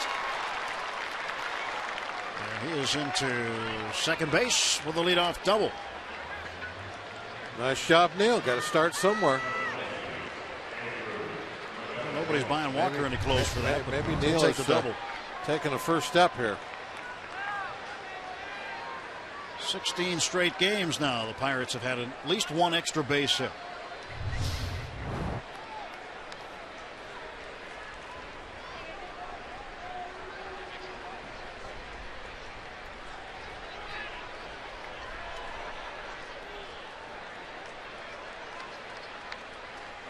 McCutcheon waits for the pitch. Gets it, it's high and away. 1 for 2 tonight. 277 is his current batting average. And scoring position and nobody out. Pirates need to get that goose egg off the board. and go from there.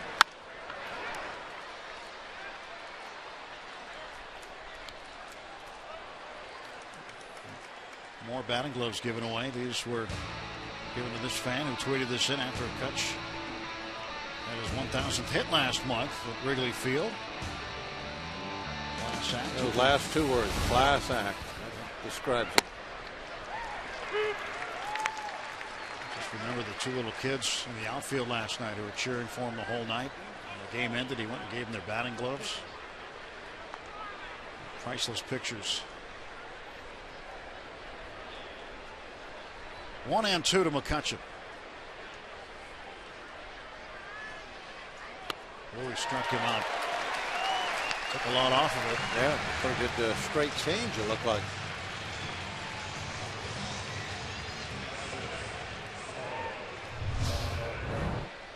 And not much movement, straight as a string, but only 78 miles an hour. Beautiful straight change. Not exactly a great spot, kind of right down the middle, but the quality of the arm action and slowness of the baseball that won the day. Marte takes it inside. No, it's on the corner for a strike. Key to that changeup is the grip that has to remove the velocity from the baseball. So everything else, the arm speed, all that has to stay the same. And then the hitter has no idea what's happening until about halfway through his swing. How many different ways? I know we're having this chat before the game, but how many different ways are there to throw some kind of a changeup? Right off the top of my head, I could come up with 6 or 7. They all basically do the same thing. They take one of your power fingers off the backside of the ball at release. The chopper to shortstop. Quick release by Barnes. And he gets Marte. 2 down.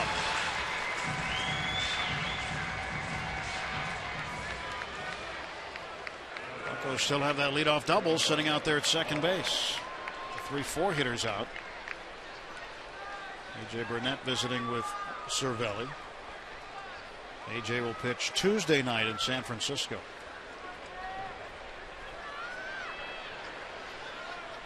Garrett Cole goes tomorrow night. Jung Ho Kang to right field, and Matt Kemp makes the catch. That one was in the lights. Fought the lights, and Kemp won. Leadoff double by Walker. He's stuck at second.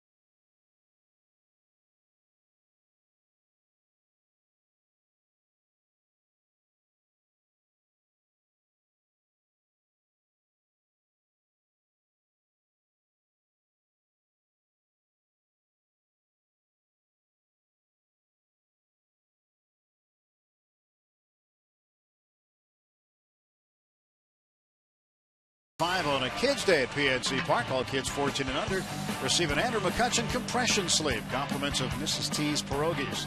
Fun starts on Federal Street with the #1 Cochran Family Fun Zone.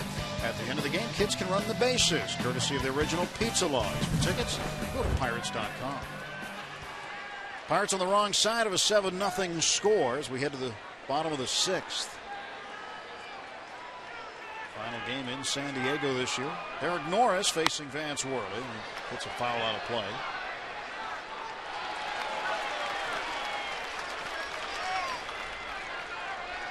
Won't be long before the Pirates see the Padres.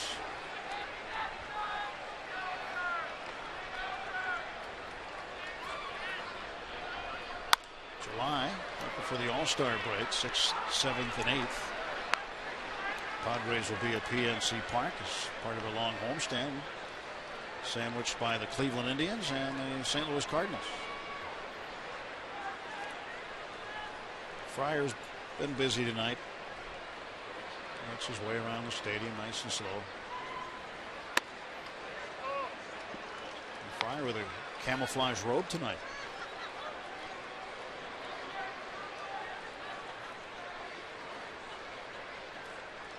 Got all the kids all around him. Making memories, huh? Norris to center field. McCutcheon making the running catch. One out for the Padres in the bottom of the 6th.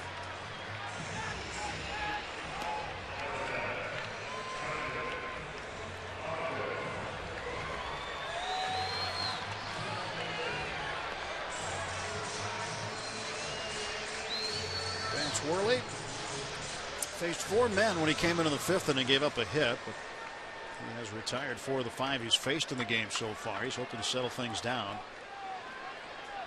Jeff Locke gave up 7 runs, 6 of them earned on 8 hits.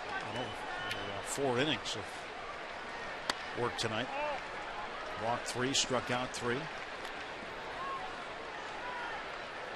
Jeff had back-to-back performances that were pretty good. I definitely took that step backwards.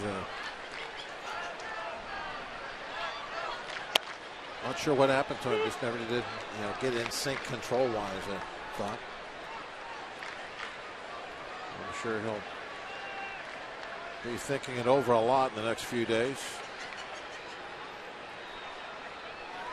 He'll maybe get a little extra work in the bullpen with the day off. I'm sure everybody will get pushed back a day, so maybe he can spend some extra time working on that with Ray. Day off coming Thursday in Atlanta. 2-1. Down to third. Diving attempt by Jay Hay. It's off his glove. Into left field for a hit. Upton now 2 for 4.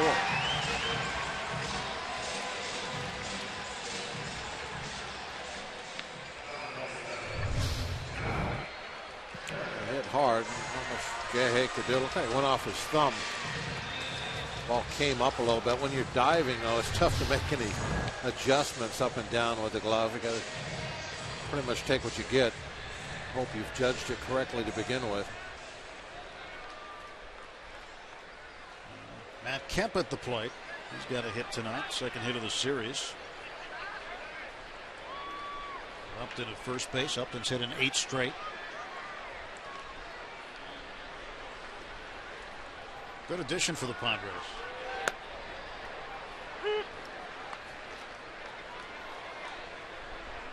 Another pretty good addition, you'd think, here with Matt Kemp. Hasn't quite worked out that way yet, though. They're probably hoping for a little bit more in the power department. Only 1 home run in the season. That is surprising. This guy was a back-to-back All-Star in 2011, 2012 with the Dodgers. MVP type player. Yeah. Tailed off just a bit in 13, 14 as well. He's had some injuries. Yeah, injury problems cropped up, but he just has never even healthy. He's not back to being close to the player he was. Dodgers essentially gave up on him. They're paying a huge amount of his contract to have him play for the Padres.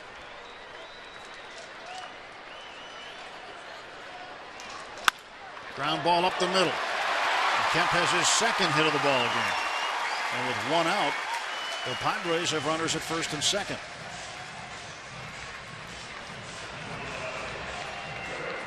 Well, you'd think, too, it's tough to do one of those deals within the division, Bob, because you got to play them 19 times.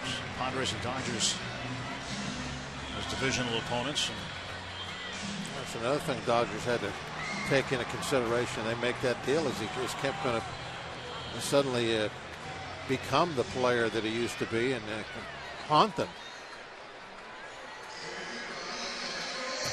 Very busy winter. See Kemp, Upton, Myers, Norris. Myers being hurt is really having a pretty good effect on their offense. He's a pretty good player. Fedorovich, catcher, coming over from the Dodgers as well. Retooled the roster, and for the Padres fans, they're grumbling a little bit.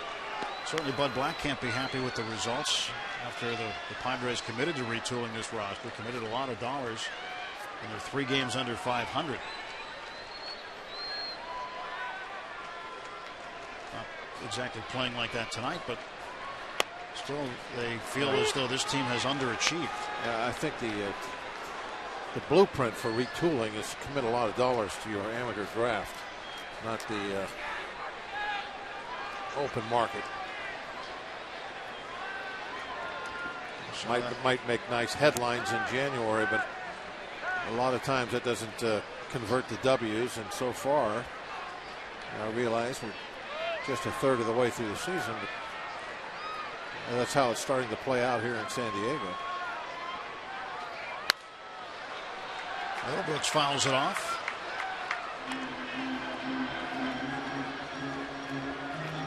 Bud Black, a San Diego guy. Grew up here, went to San Diego State, played baseball there. Has to manage in his hometown. Been here for a long time now. Took over for Bochy then when Bochy went to Frisco. Right.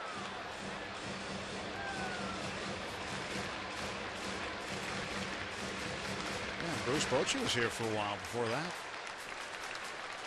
But, you know, probably means a little more. There's another San Diego guy, Tony Gwynn. Actually grew up at the high school in Long Beach, but lived east of the city in Poway. Middlebrooks goes down on strikes.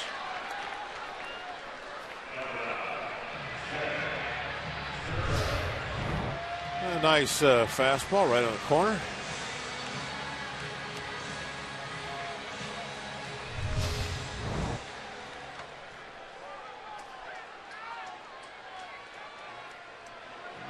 Out on strikes, and you can still smile a little bit because he doesn't have the home run and an RBI on sacrifice. Turco, 2-hopper to short. Ho goes the short way, and the side retired. No runs and a couple of hits. We're on to the 7th inning in San Diego.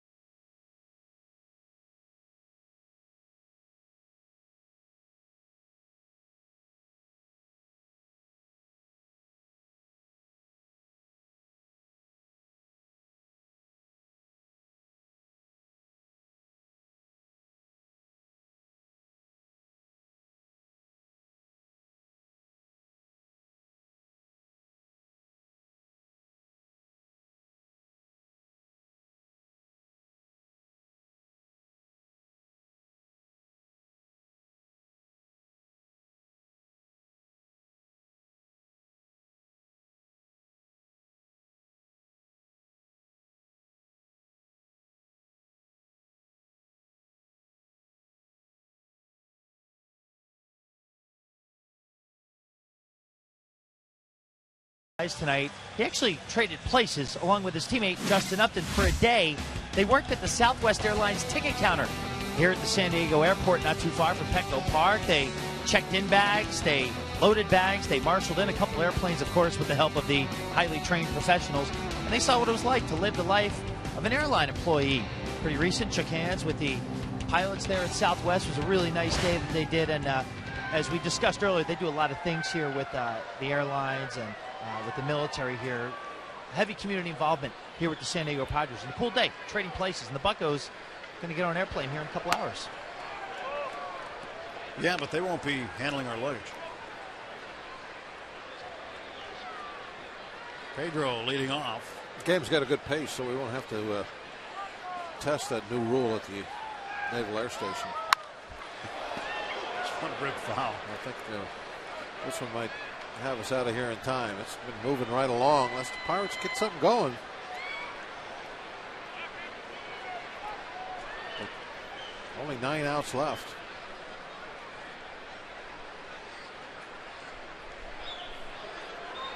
Espana rolling right along here tonight.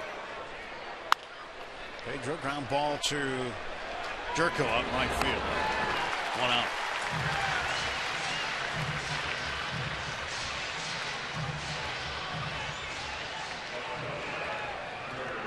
This is why you play 162. You have a night like this once in a while. Yep. Pirates have had a lot of good nights lately. No way to totally avoid games like this. Happens to every single team several times during the year. The nature of the sport of baseball. It's so dependent on the battle, that one-on-one battle between the pitcher and the hitter every night. You run into a pitcher that is having a very good game like tonight, and you're not going to score. And the opposite the opposite thing is true on the other side, and they put up some big numbers, and you get the lopsided early score. What are you going to do? Polanco hits it deep to right field. Way back it goes. It is gone. A home run for Gregory Polanco.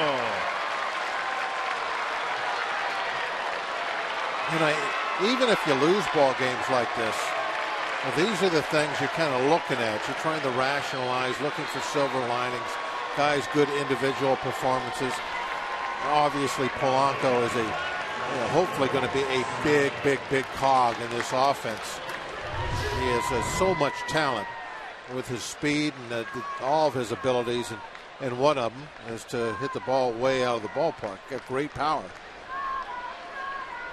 And he clicks on this one. Lefty, I think that was one of those changeups. Left it up, probably about bell high, and it got belted. You know what I mean? The silver line, even in a game like this, when you're down early and you're plugging along down by 7 runs, you can't give away at bats, can't take anything for granted. Guys that are coming in and out of the bullpen, even though it's 7 runs down, you still have to go out there and do the best you can. There's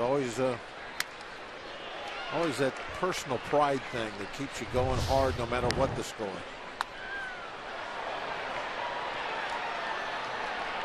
Towering fly ball, hit it toward the beach. Yeah, did they make the sandbox? Just missed it, I think. Just to the right.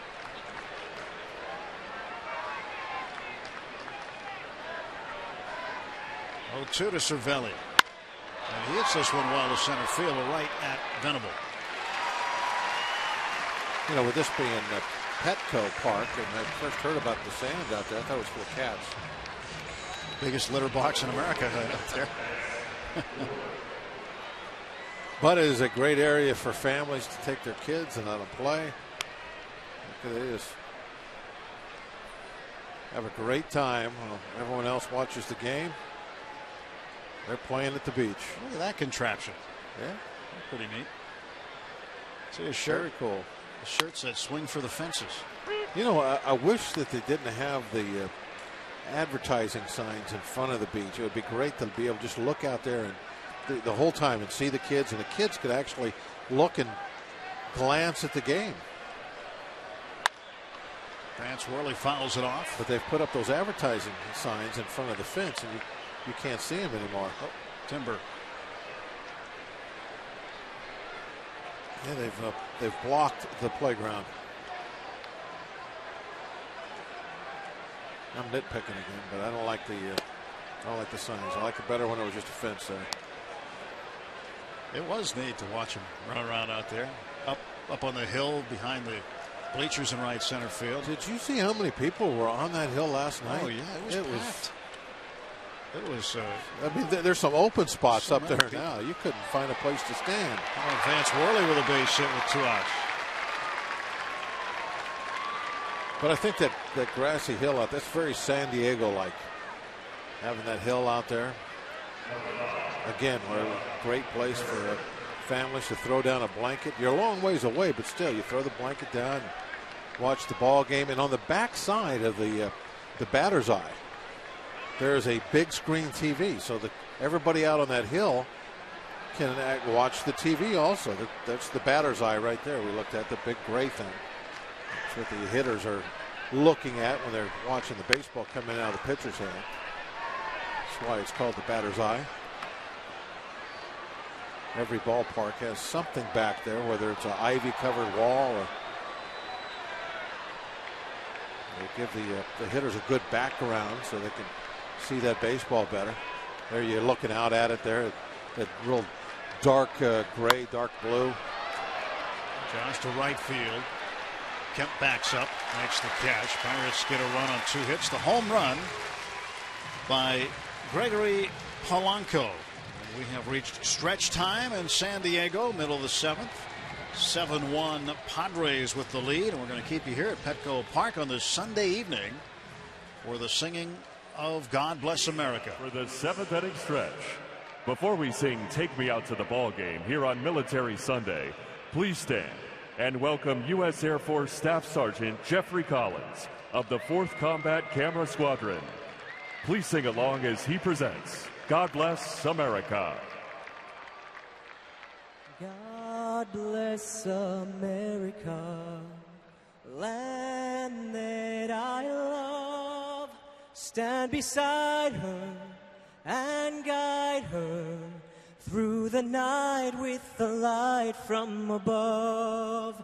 From the mountains to the prairies to the oceans white with foam.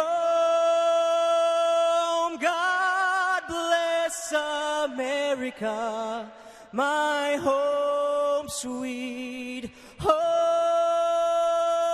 God bless America, my home sweet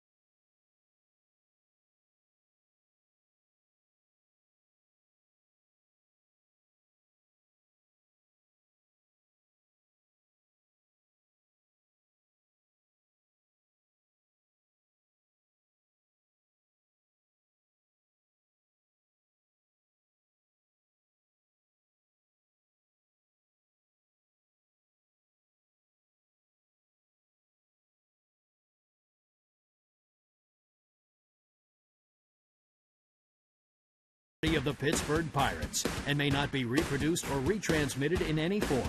And the accounts and descriptions of this game may not be disseminated without the express written consent of the Pittsburgh Pirates.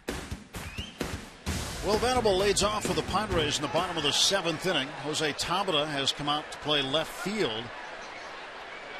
Starling Marte has moved from left over to center field, so McCutchen is out for the remainder of this game. 7-1, San Diego in front. 1 ball, 1 strike. Vance Worley had to take over for Jeff Locke after 4 innings. Delivers this pitch, and that is a ball. 2-1. Well, I mentioned that every once in a while, over 162 game schedule, we're going to get a game like this. The stinker? Yeah, the clunker.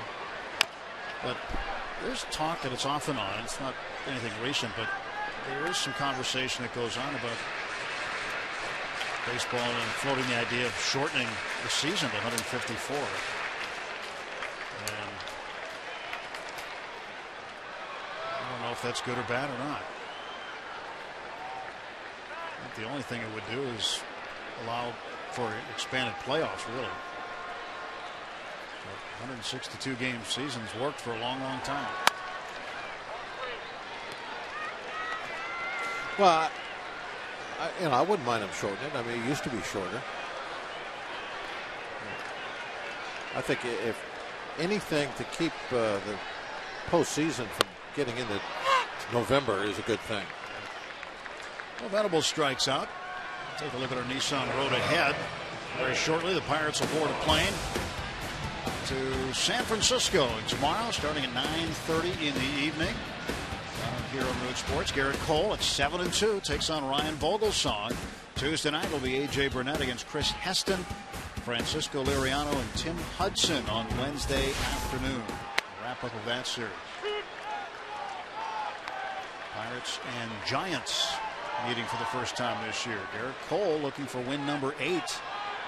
Bartolo Colon of the Mets became the first National Leaguer to get to 8 wins today. And right on his heels is Garrett Cole.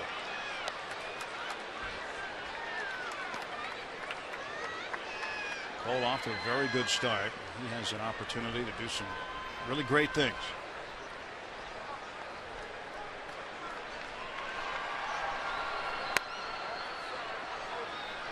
Marmis at the plate. 1 ball, 2 strikes.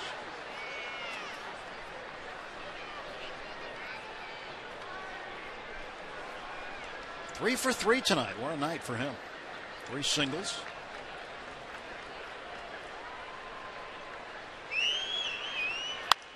That's one up in the air, fouling out of play. Now Barnes knows he has a role here. He was told that he would be starting against left-handed pitchers, which he has. And because he's 3 for 3, more than likely that's why Alexi Amaristo is not out there hitting, the left-handed hitting shortstop against the right-hander Worley. Barnes down on strikes. Worley down at first base. Cervelli throws him out. 2 strikeouts for Worley in the inning, 3 in the game. Make that 4 in the game for Vance. Vance doing a pretty good job. I talked about this last inning.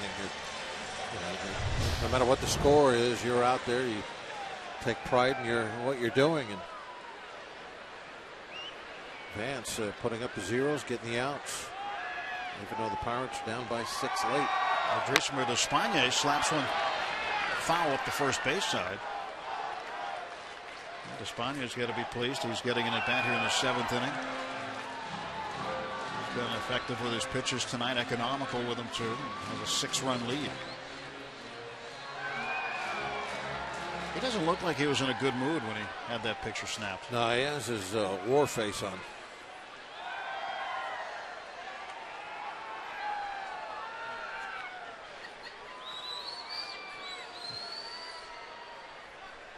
Guess that'd be appropriate in San Diego. War face on this military town.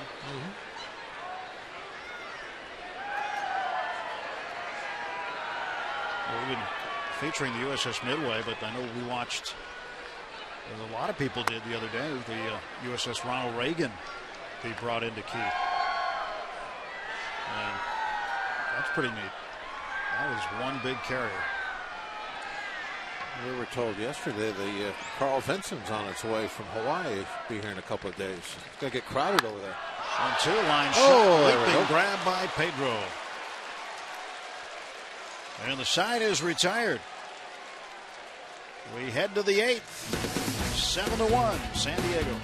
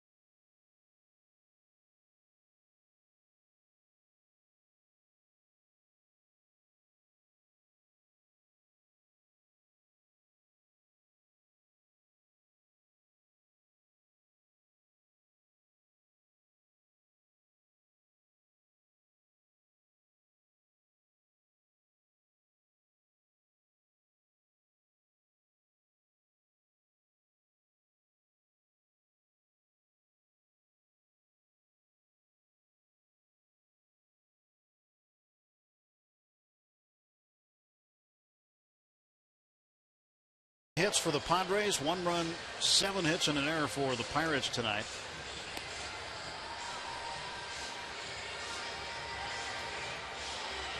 Pirate fans not completely disappointed with this trip.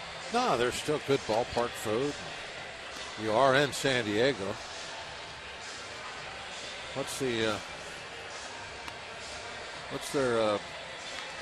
note sheet say here? Something about it being the greatest city ever. Yeah, what does that say? It says, it's a fact, the greatest city in the history of mankind. Yeah, that's what they write on their note sheet. I mean, it's a great city. I don't know, history of mankind. That might be pushing the envelope a little bit. Yeah.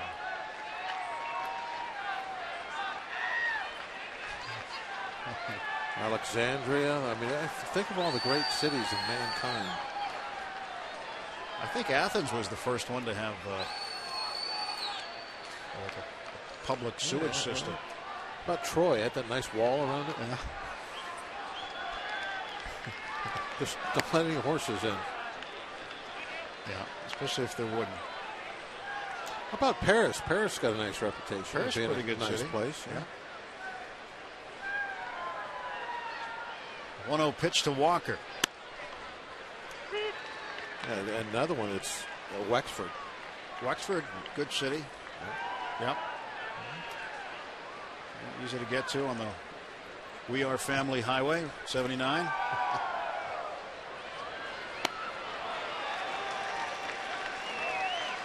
1-2. Espana, I guarantee you, has no idea where Wexford is. You know where Wexford really is in Ireland. Is that right? Yep. Just one more fun fact you didn't know tonight. 100th pitch for Espana. More warming up in the bullpen. Espana pitching here in the 8th. Over 100 pitches now. Walker rips it down to first base. Scooped up by Solarte. Tagged the bag. There's one out for the Pirates.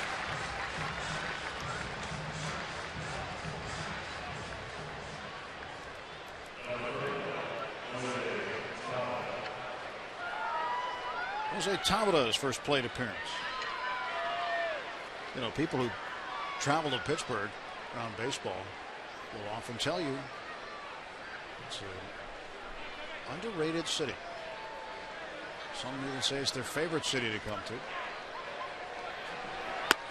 Pittsburgh's pretty good too.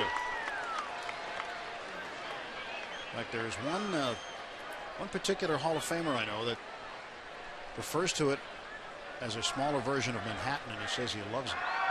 His favorite city on the tour. Ground ball to short. 2 down.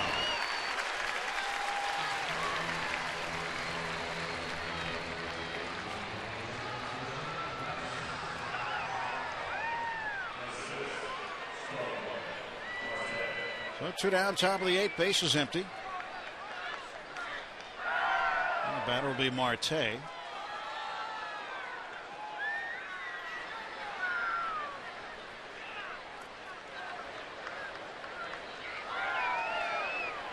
Pitch on the way. That one is outside. Well, this is the only game going on in baseball right now. The other Sunday night game finished between the Tigers and the Angels.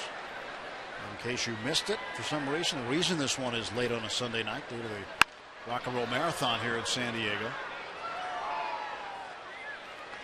So our director Pete Tolman, his wife Susie, ran the half this morning. Didn't get a result yet.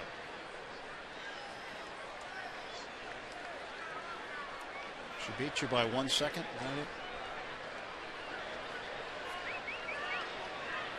That close. Ground ball, and Barnes double clutches. Marte is safe.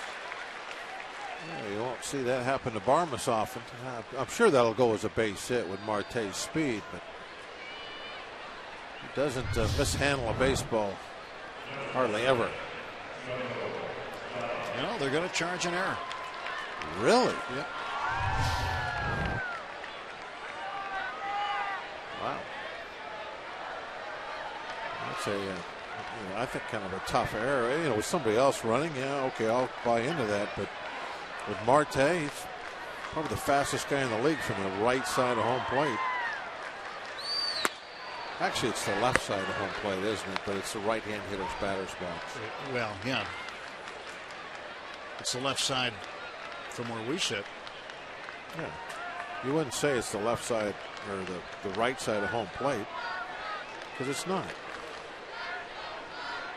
It's on the same side of the field as left field is. That's always been very confusing to me. Even when you're pitching, when you're pitching, you're looking at it. He's standing on the right side of the plate. And you're looking in at him.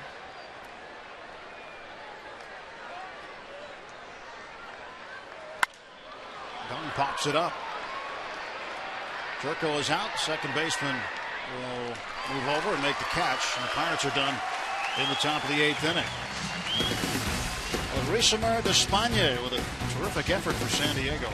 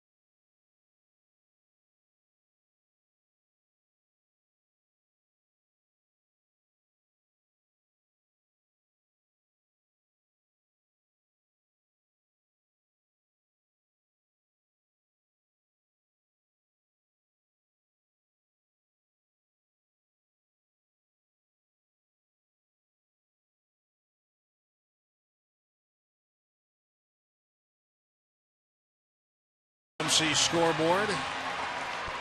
Padres Espagne finished for the night, and congratulations in the dugout on what would be his best outing of the season.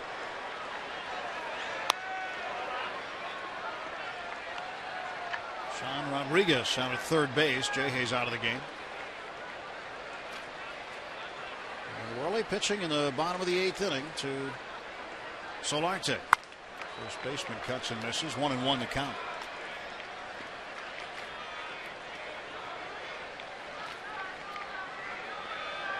Solarte 1 for 4.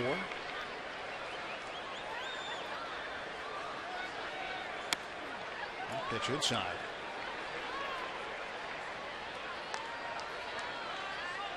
Now, first look at this guy, Bob. What do you think? Well, look good tonight. You have to see somebody over a stretch of time. Obviously, he's had problems this year. His numbers aren't too good. So I'm guessing we've seen him at about his best. I mean, there's nothing that jumps out at you stuff-wise. He throws a lot of different pitches, moves the ball around, changes speeds pretty well. I think that's would be his best strength.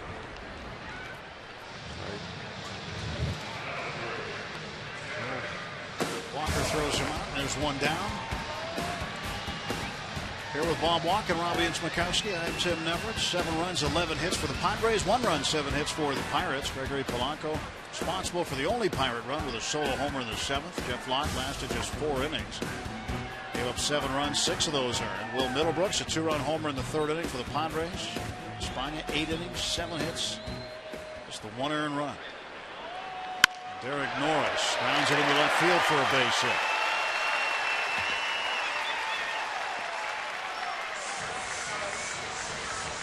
Yeah, I'm with you. He's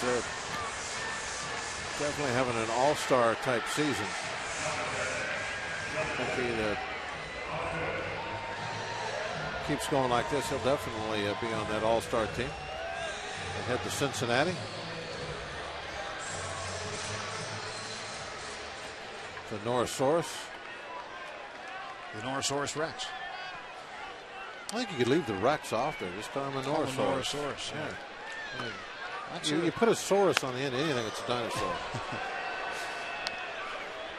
Yeah, that's what they call him here in San Diego. It just makes it too long with the Rex.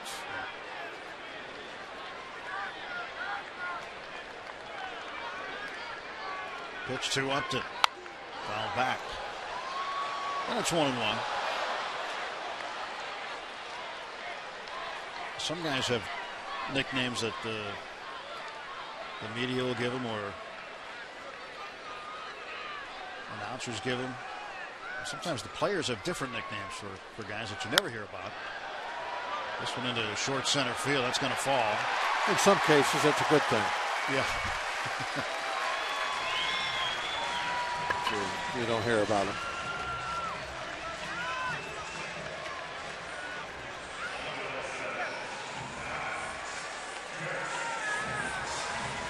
So 2 on and 1 out.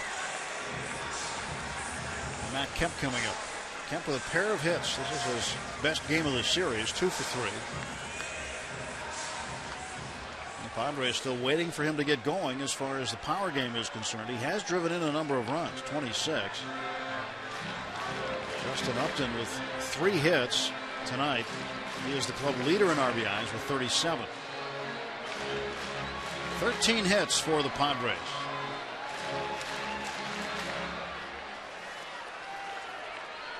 Best nickname giver back when I was with the Pirates was Gary Reedus. He was outstanding at it. He really did a good job with that, and he didn't pull any punches, believe me. There is always a guy, right, that is the guy, the hander outer of the nicknames. Just, we didn't pull any punches with his nickname either. So I mean, it was fair. Or was it? No, well, none of them are very flattering. So it's, the insider nicknames are not flattering. That's what I'm saying. They're the ones that the players give each other.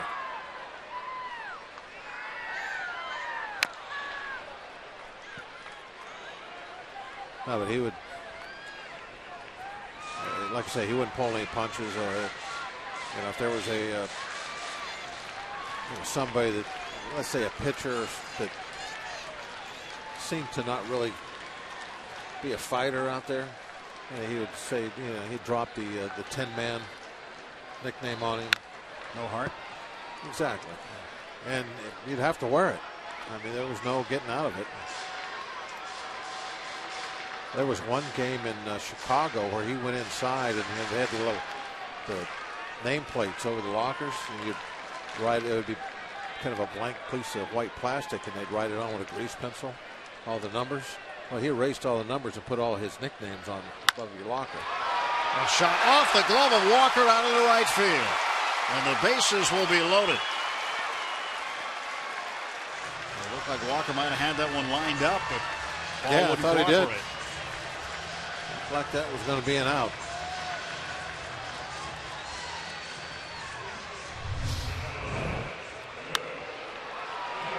That'll be an error on Walker.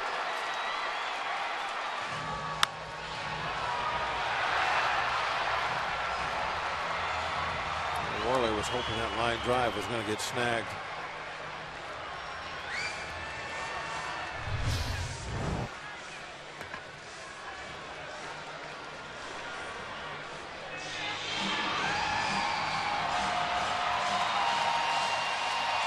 Two errors on the Pirates tonight.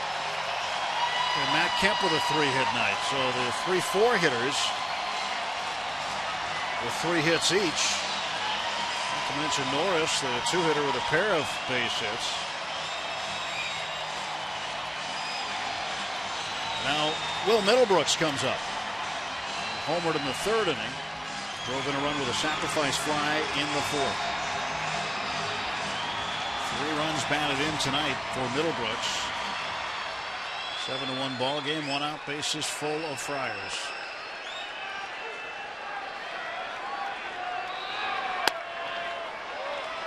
Ball low to Middlebrooks. Good double play. Turn the Friars into chicken sandwiches.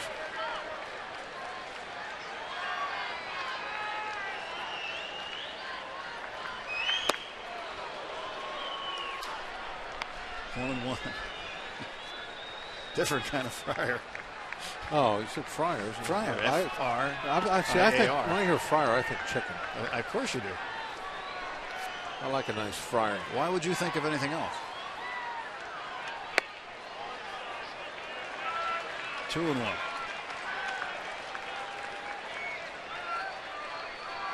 Norris out there at 3rd base, Upton at 2nd. And Matt Kemp, the runner, at 1st base, with Middlebrooks at the plate. All 4 of those guys newcomers this year to San Diego.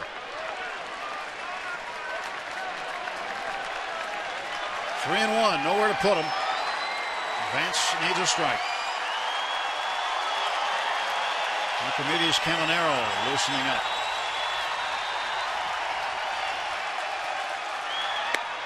Strike call on the count 4.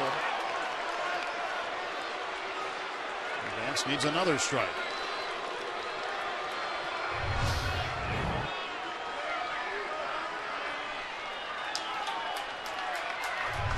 Vance had a little help. Yeah, I mean, it was a borderline pitch. Those are going to get called strikes. And I would think, obviously it's not the case here. Middlebrooks upset. Don't you want to hit with the bases loaded in his 7-1 game late? You want to walk? Really? You want to hit? Absolutely. Why is he so upset he gets to hit? Why would he want to walk? There's Friars on the pond. Or ducks, I mean. It's up in the air to left center. Marte calling for it. Marte will gun it to the plate, and Norris is out. A rifle shot from Starling Marte, and a double play ends the inning. Nothing across for San Diego on a beautiful one-hop shot from Marte.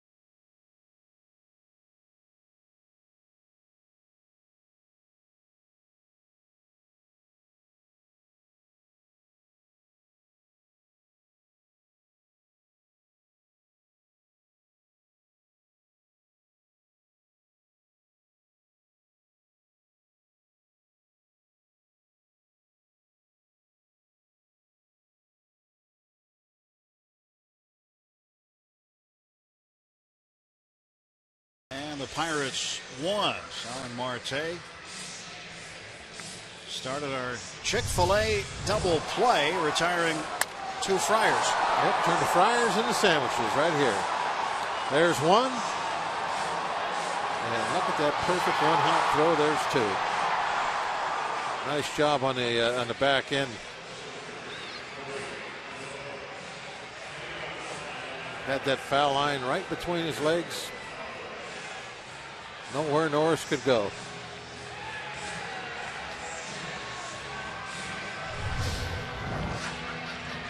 Even though he had a dinosaur coming at him, he held his ground, made the tag. He was extinct at the plate. A new pitcher on for the Padres, Corey Mazzoni.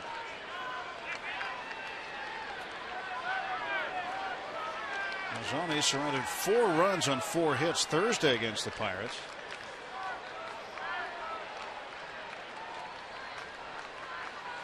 So his second outing against the Bucks in this series, and delivers a strike to Pedro. The last wraps for the Bucks here in the top of the 9th.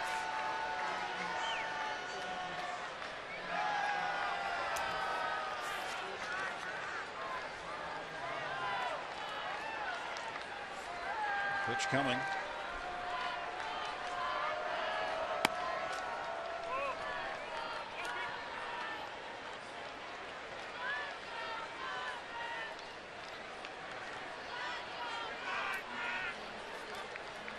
Garrett Cole goes tomorrow. Ryan Vogelsong will be the opposition in Game 1 of the series with the Giants tomorrow night.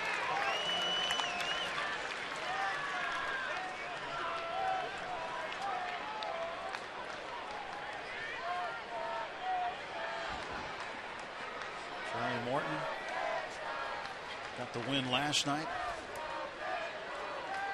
And just not the Pirates' night so far tonight. As Pedro goes down on strikes. And Pedro is 0 for 4 in the ball game tonight. Pirates continue this road trip tomorrow, and they head to San Francisco. Garrett Cole taking on for the Bucks. First of the 3 games set against the Giants. Tomorrow starting at 9:30 with Pirates pregame presented by W.B. Mason.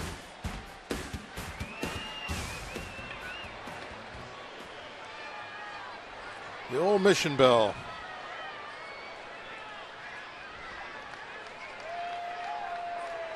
You don't want to be standing too close to that one.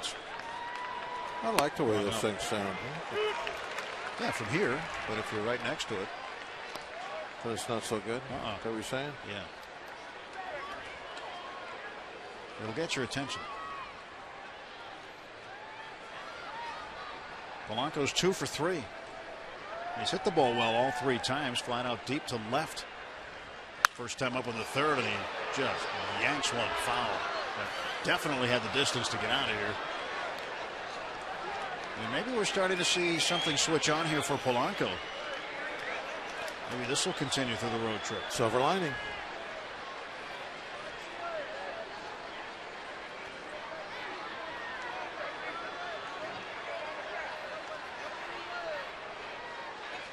Oh, 2.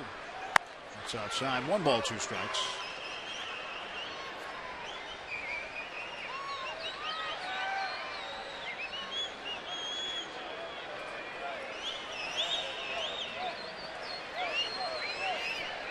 And Mazzoni pitching to Polanco. 1 out, top of the 9th inning. Nobody on. And Gregory bounces one to the right side. Jerko drops it, picks it up. And there's 1 out to get.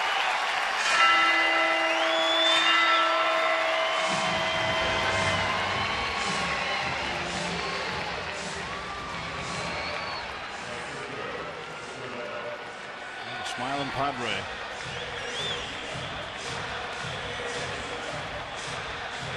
Bucks down to their final out tonight. Francisco Cervelli facing Mazzoni.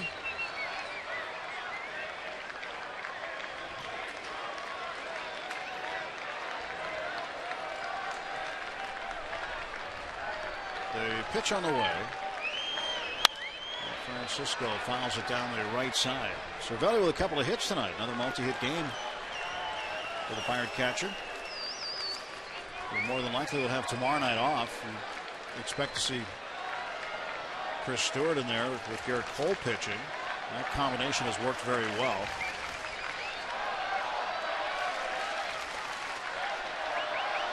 Will Middlebrooks with a home run, 3 RBIs tonight. And Cervelli up the middle. He's got a 3-hit night.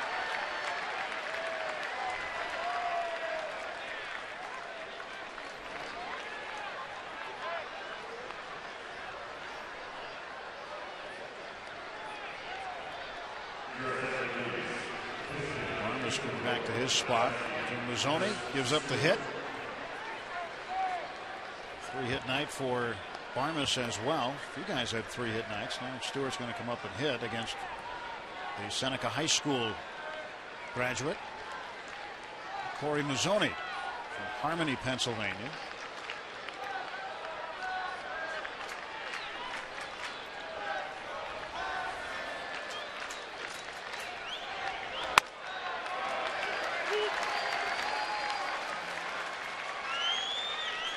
Kemp a 3-hit night. Kemp had, I'm sorry, he got a 2-hit night. Reached on an error his last time up by Walker, but was on base 4 times. The Padres are hoping that Kemp really turns things around. Yeah, they want to get some power out of him. That would be the big thing. Probably not so much batting average, but home runs and some RBIs.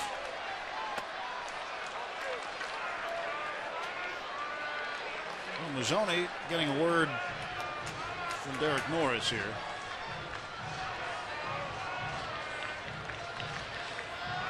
Mark Kotsay standing with Bud Black.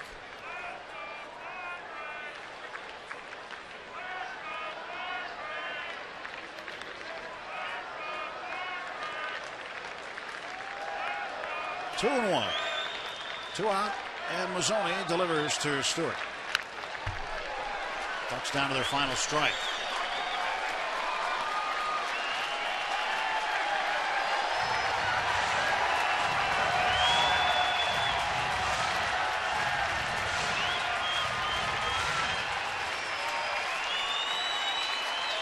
Some of the Pirates fans, a big group of them in front of the standing Padres fans. Well, here comes the 2-2 from Mazzoni. Chopper foul down the third base side.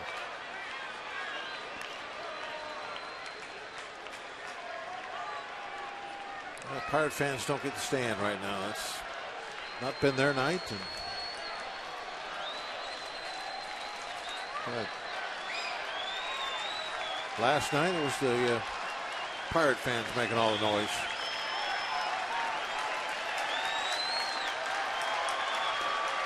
Mazzoni's 2-2. This one will go foul.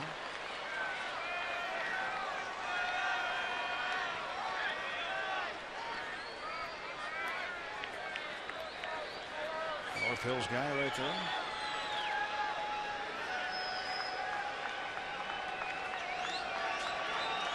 He drafted originally by the Nationals in 26th round back in 2008. Tries to get the last out. And he strikes out Stewart, and the ball game is over.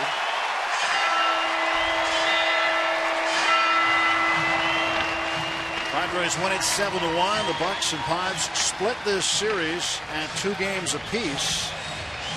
And now the Pirates back to bags quickly and head up north to the Bay Area. The Pirates are now 26-24. Well, the Padres go to 25-27. Well, the way the offense had been playing, I really was confident tonight that they would